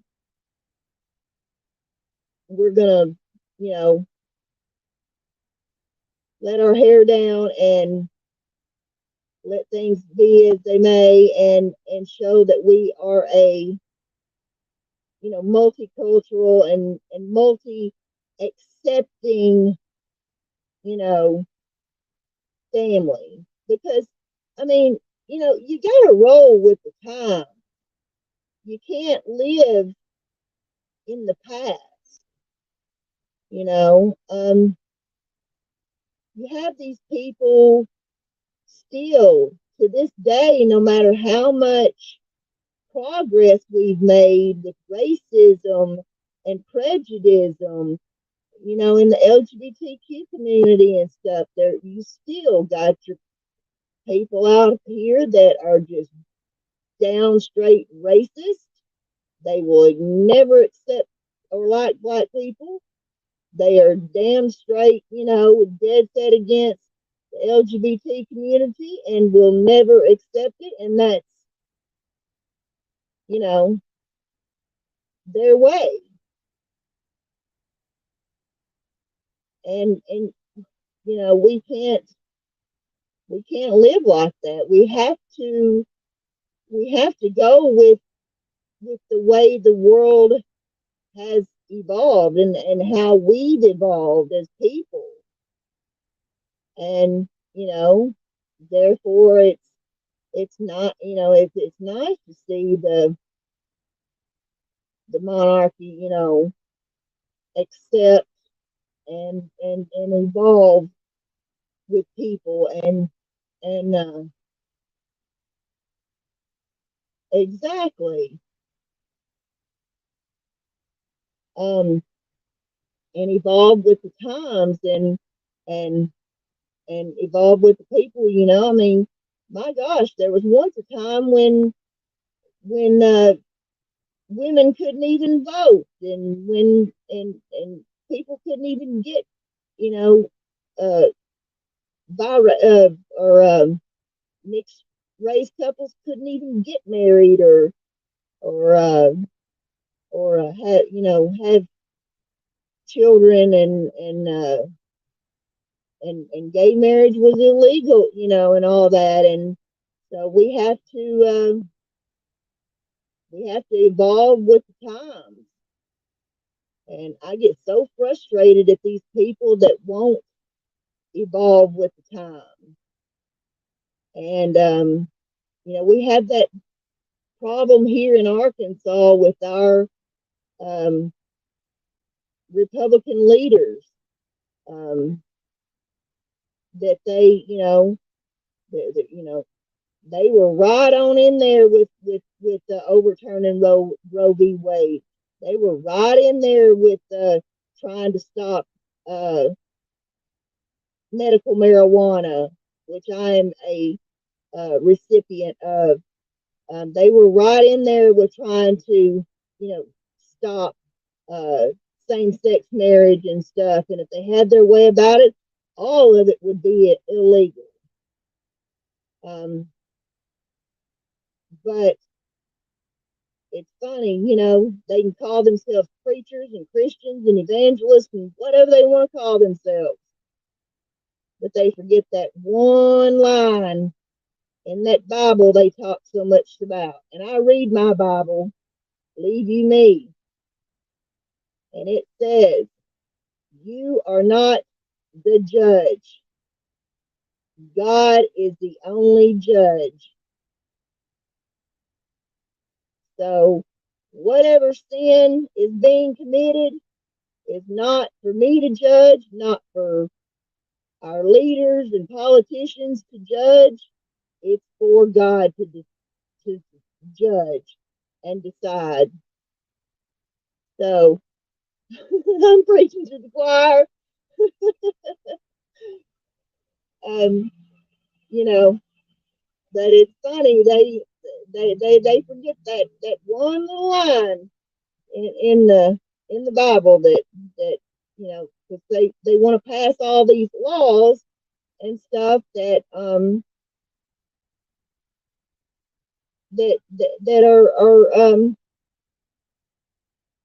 because of religion. And I don't know where in the Bible it says that smoking weed is a sin. Um, you know, and I don't recall.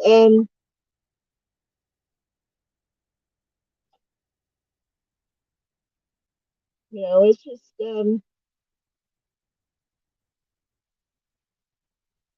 whatever is a sin, God will decide. Because, honey, we all sin and we all sin in different ways. Behold, I have given you every herb bearing seed which is upon all the face of the earth, and every tree in which is the fruit of a tree yielding seed to you, it shall be for food.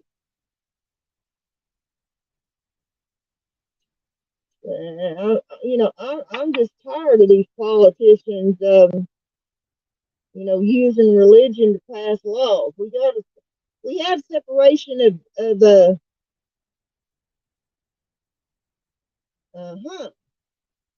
we have a separation of church and state for a daggum reason.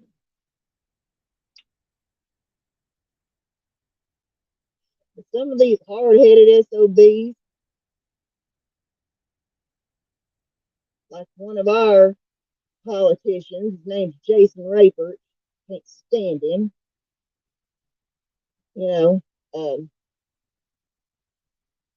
Can't make him understand that. Can't make him understand that. But yeah, we'll see how things go, and with now King Charles and Queen Camilla Commerce or whatever the hell it is. I don't even know what. Why don't we ever hear about Camilla? Why don't we ever hear about the charity work that she does? Why don't we ever hear, you know, see interviews from her or whatever.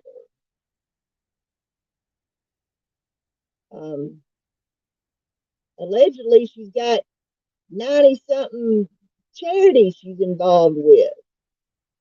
I don't ever hear a word about it.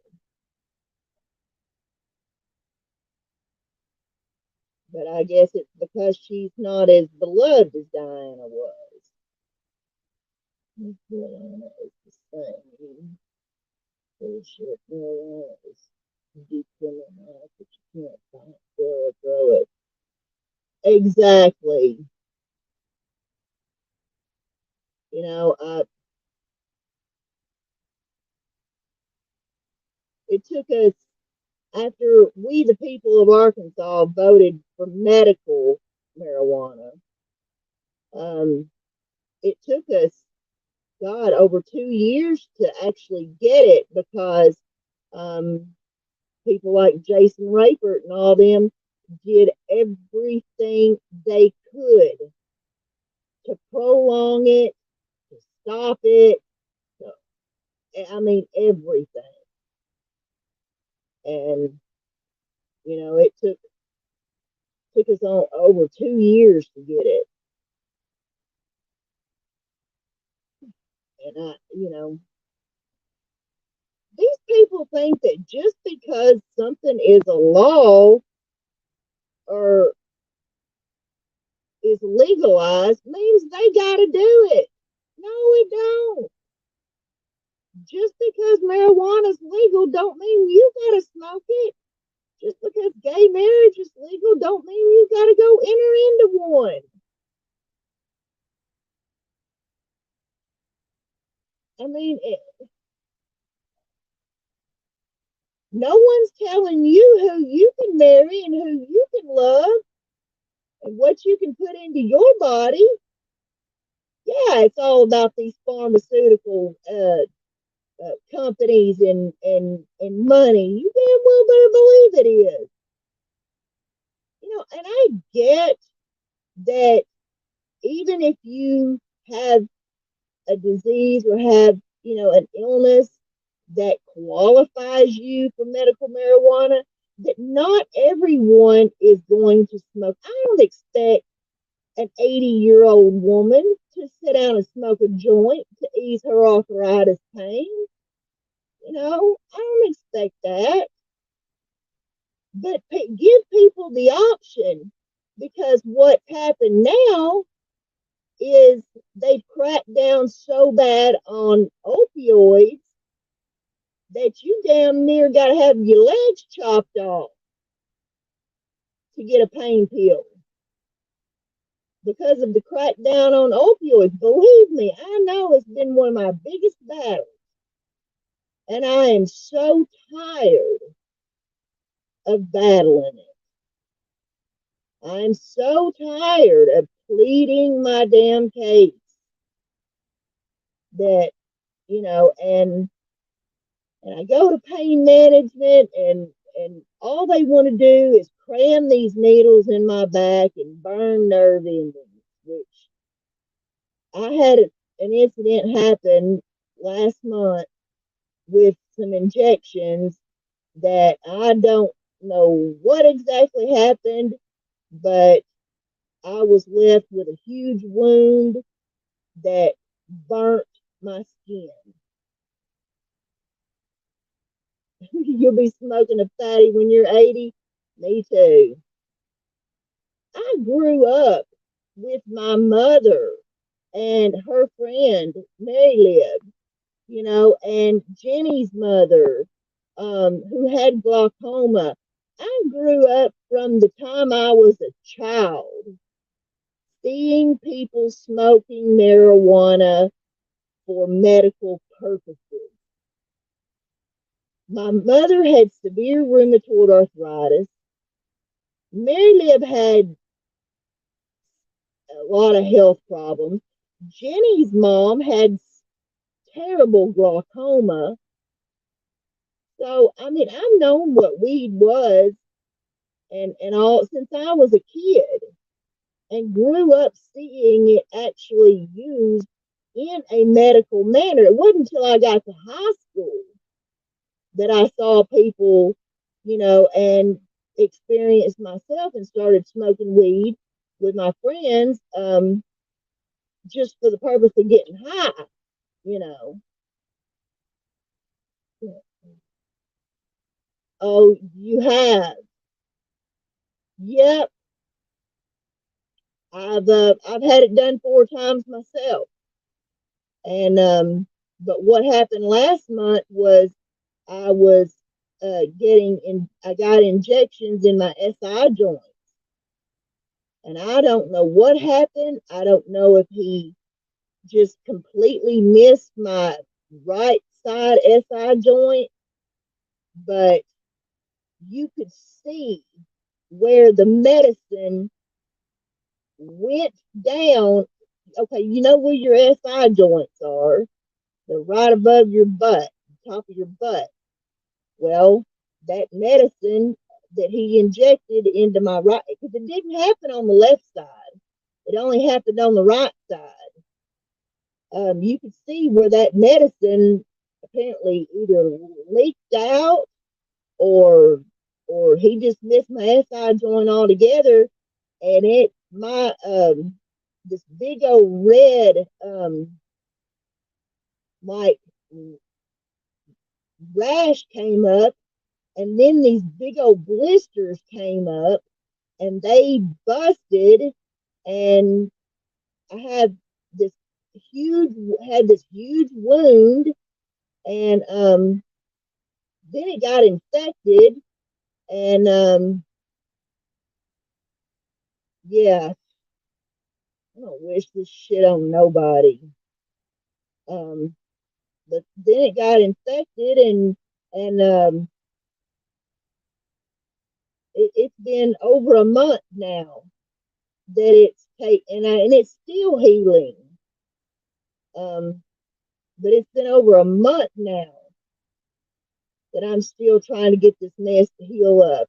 And now, I'm just like, I done told that not the actual doctor that does the procedures, but the nurse practitioner in the office. I've done told her, we're going to have to come up with some other kind of alternative, because I'm sick of this shit.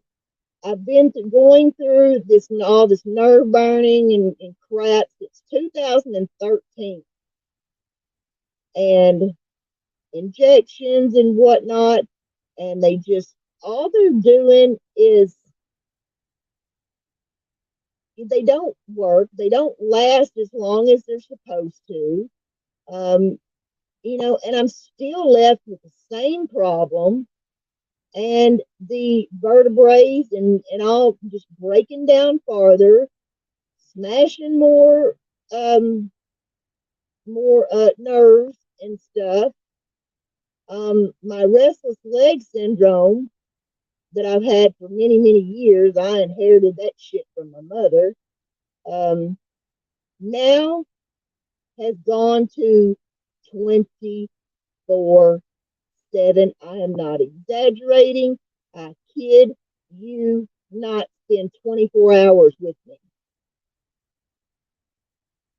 I've gone from having restless leg syndrome at night to having it 24 hours a day, 7 days a week. It never lets up. And Requip works for me. Are you using specific strains for your implement? Yeah, I mean, I use different, as far as medical marijuana. Yes, I use different ones. I try to alternate different strains and whatnot, to try and, see what works best. And sometimes I just, I buy what's on sale or whatever, and but as long as it's something that's geared toward, you know, some type of body relaxation, fibromyalgia, arthritis, uh, insomnia, headache. You know, it's got to have that in the list of what it's for. You know, because I don't,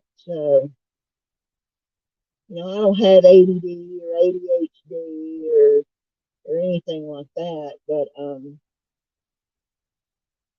yeah, this and restless leg syndrome in and of itself is maddening. But when you have it literally from the time you wake up to the time you go to bed, I mean, the shit is just, it is maddening. It is the most maddening thing in the world. And, but you got one doctor telling you one thing and one doctor telling you another. You got one doctor saying, oh, well, the nerves in your back being pinched shouldn't be causing that. That's a neurological issue. You need to be seeing a neurologist about that and blah, blah, blah. Then why is the pain that's coming from my SI joint into my sciatica, where I had, sciatica pain 24/7?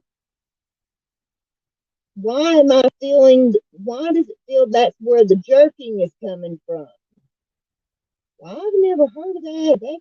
That's actually a neurological thing. Oh my God. You know, you just get tired of pleading your damn case after a while. And it just, because the bottom line is, I have an issue with, I don't know, they just don't, I just don't feel like my doctors take me serious enough. And now, because of the opioid crisis and an epidemic and all that shit, you know, everybody's a junkie. Everybody's an addict. Everybody's just out to get a pill. Everybody is uh you know malingering, or exaggerating, and and I had a doctor in the emergency room that said the most ugliest shit to me, that I reported him to the hospital and to the board. And, I've only done that one other time. And, oh, yes, fibromyalgia is a cruel illness. And if you don't have it, you don't understand it. It's a hard thing to understand because it does not show up on an x-ray or a blood test or a urine test or an MRI or a CAT scan or nothing. It's,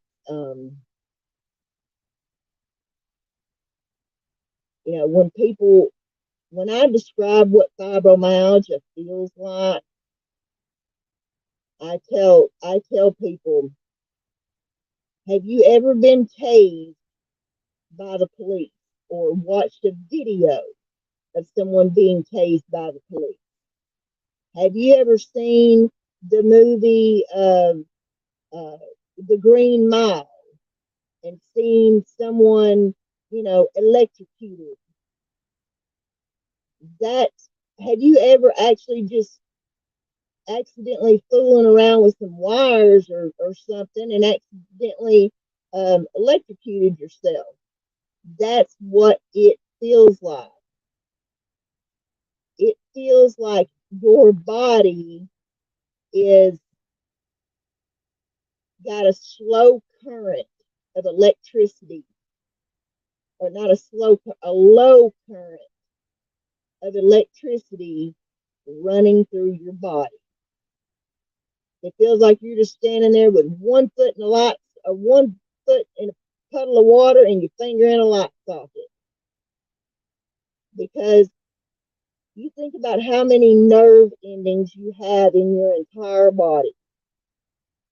And those nerve, what they say is that fibromyalgia is overactive nerves. It's like anxiety on steroids. And it's like there is a low voltage of electrical current going through your body, because all those nerve endings in your body, they mimic electricity. So what you see happening when a person is, for instance, tased by the police, and and, and yeah, exactly. Um, and you see a person being tased by the police, you see them shaking, and then their muscles tense up and they fall to the ground. Same thing when you see a person being electrocuted in a in the electric chair, in, like, in the movie The Green Mile.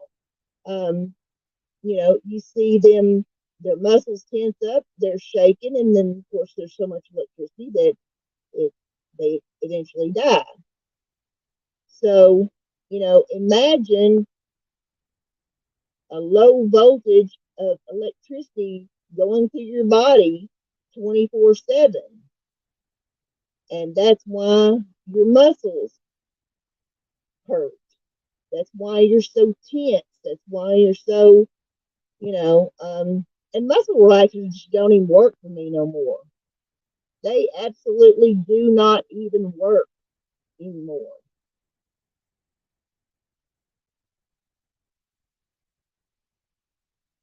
And then, I have chronic tension headache that I've been battling since I was in the damn 10th grade. Because that's when I can relate my symptoms, which I went for years undiagnosed, and not diagnosed at all, but I can relate my symptoms all the way back to the 10th grade. Um,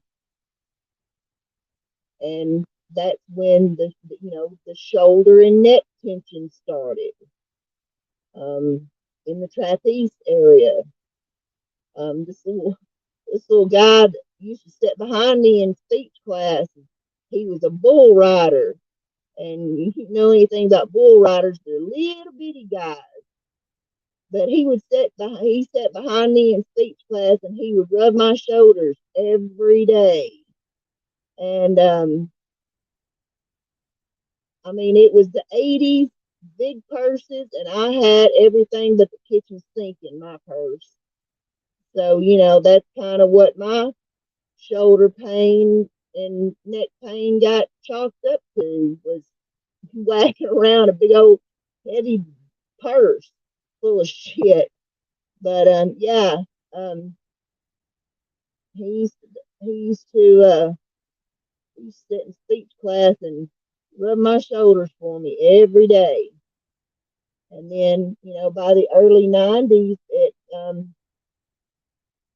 got worse, and the mid 90s, it got worse. And then I started working in a bar, and you work on all them crappy concrete floors, and you're on your feet all the time, and you're holding a tray above your head and walking up and down stairs and everything else. And then I've been in half a dozen car wrecks, and I've taken several licks, to the head, and whiplash, and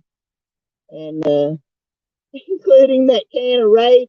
I think that's why I haven't gotten the Rona yet. I think uh, this woman at the hospital told me, "You must be the only person I know that hasn't caught COVID." And um and I always I joke about it. It's because I'm immune to it from all that damn hairspray in the 80s.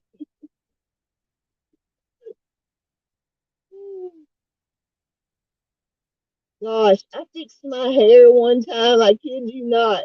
Fixed my hair for a Cinderella concert. That shit didn't move for 3 days.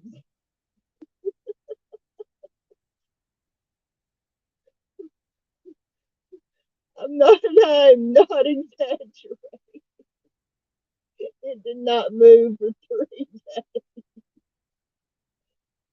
Whew. And my hair is flat as a pancake now.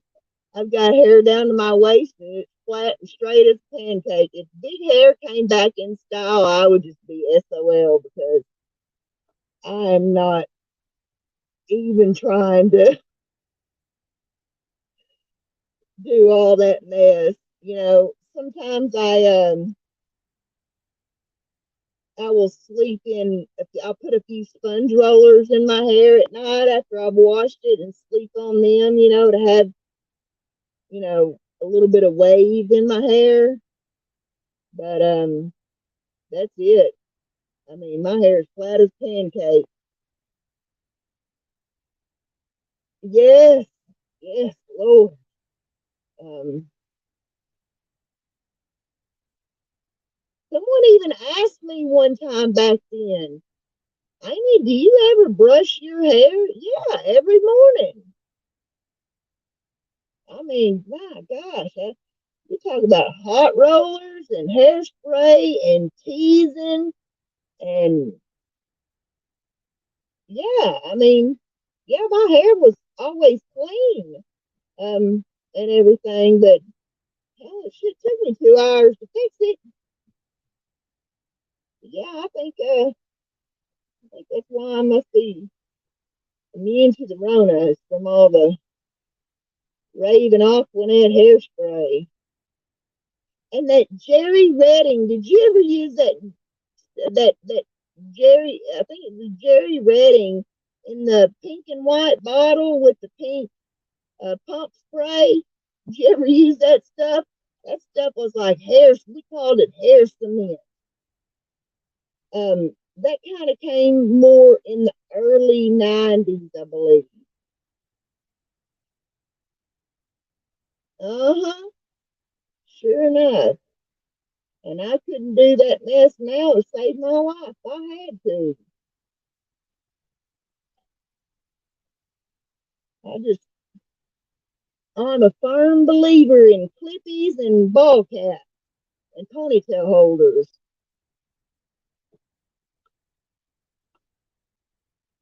Yeah, that Jerry Redding stuff in the pink and white bottle, that was like hair cement. And pump and curl. Remember pump and curl? Um, I'm trying to remember. I think that might have been by Ray, but it was called pump and curl. Pump and curl. Whew. Oh my goodness. Oh, oh. Whew. Well, I have. You're the only one that's joined me in the chat tonight, but sometimes it's nice like that. It's just to have just a couple of 2 or 3 people or one person in here, to chat with and because I especially like to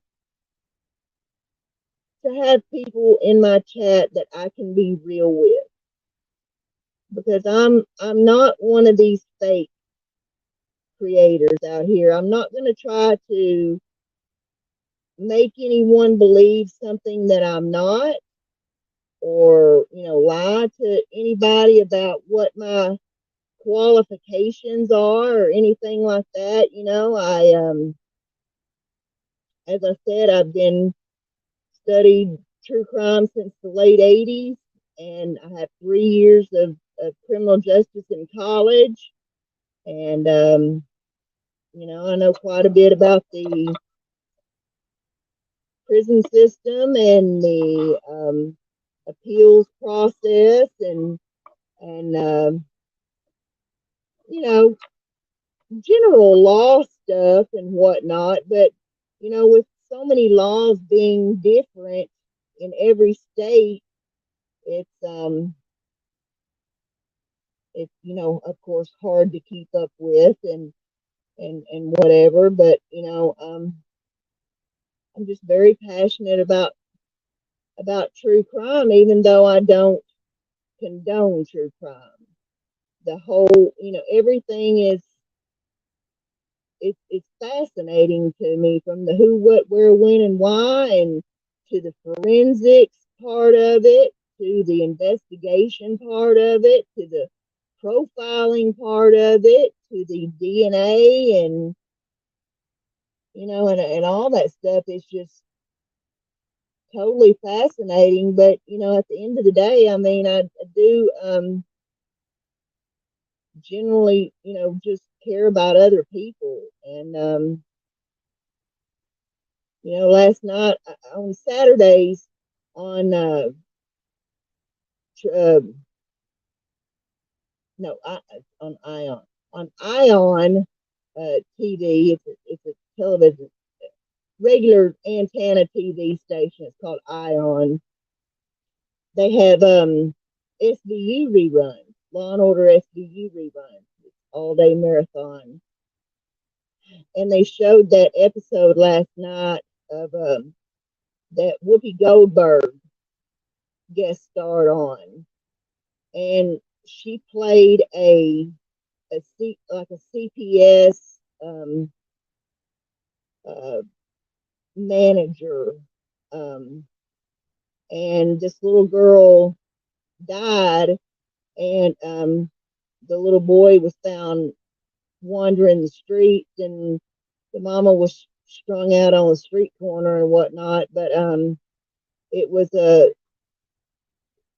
it was a case where the case manager claimed that he was going to, for home visits or whatever, and he really wasn't. And it was Whoopi Goldberg's character, um, and the director,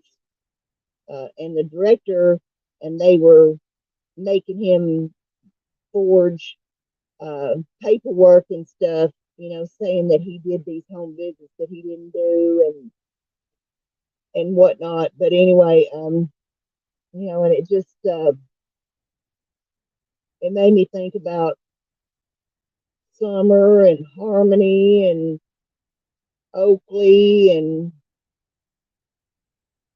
the West Boys, Cal City Boys, and all, Jordan Beliveau, and all these children that are still, being Serenity McKinney, that are still being failed by CPS, DCF, DHS, whatever you want to call it, or whatever it's called in your city or state.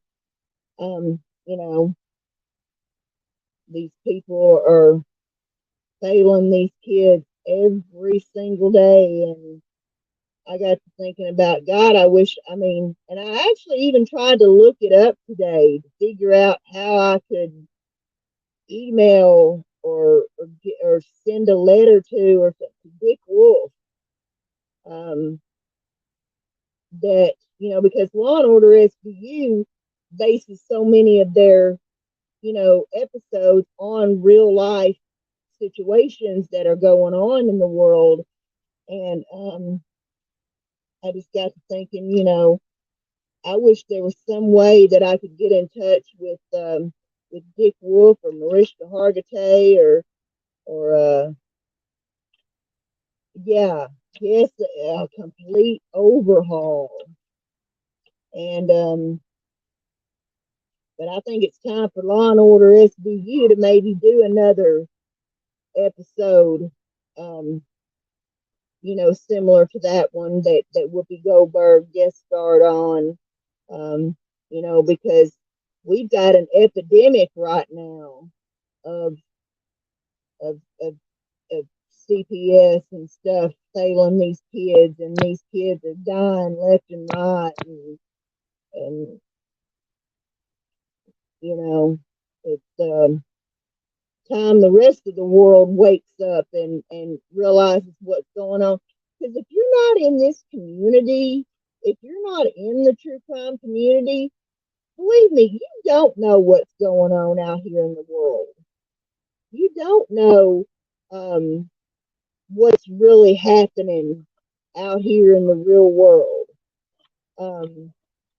Kids are being kidnapped, and people are being kidnapped right out of Walmart parking lot and snatched off the street. And it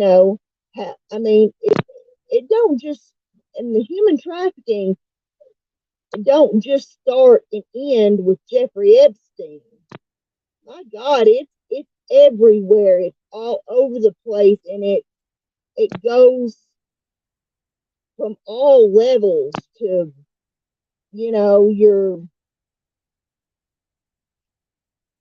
from people being held in cages and warehouses to, I mean, that stuff with Jeffrey Epstein was like high profile celebrity stuff. Some of these, there's no other way to say this, but some of these human trafficked people don't have even as good as those girls did. You understand what I'm sure you understand what I'm saying. Their lives are much worse, and much, they're being beaten and starved and Miami-Dade police officer. If I really knew what's happening. Oh yeah, I believe it. I believe it. Especially in a big city like that. I can only imagine what's going on. And Miami is considered. You think of Miami, you think a tourist town and beaches and rich people and that kind of stuff, and but it's it's God, the world of human trafficking and pedophiles and child pornography and all that kind of stuff is just, God, it's reached a sickening all-time high. And, me being from Arkansas, people always ask me about the Duggars. I have never, cared anything about that family. Never watched their show, none of that. But Josh Duggar is right where he should be and should have been there a long time ago. Because you cannot pray that crap away. You can't wish it away. You can't go to church camp it away or nothing.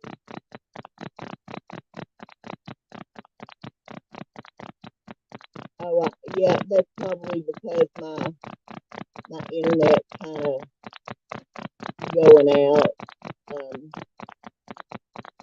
But I was, and I apologize, I was getting ready to kind of wrap it up. Is that better now? There's, it's weird. There's different times that it's good and bad, but my internet way out here where I am, But it's just we are exactly.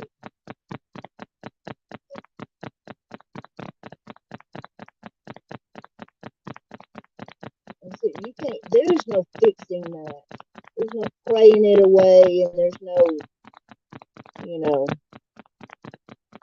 wishing it away. But Mama Sita, I have really, really enjoyed talking to you, and really enjoyed having you in my chat, and I hope you will come back and subscribe and hit the notification bell, so that when I go live next time and everything. And like I said, I've really enjoyed having you, and I mean, I might stand by my child to an extent, but I'm not going to condone it or make excuses for it like Michelle has. That's just he's such a sweet boy. He's such a good boy. And that damn mousy voice drives me nuts. But anyway, Mama Sita, you have a great night, and everyone who listens to the replay on this live, hope everybody has had a wonderful weekend. And as always, my motto: please be the change that you wish to see in this world. As Michael Jackson said, it starts with the man in the mirror. Peace out, everyone. Good night. Bye-bye.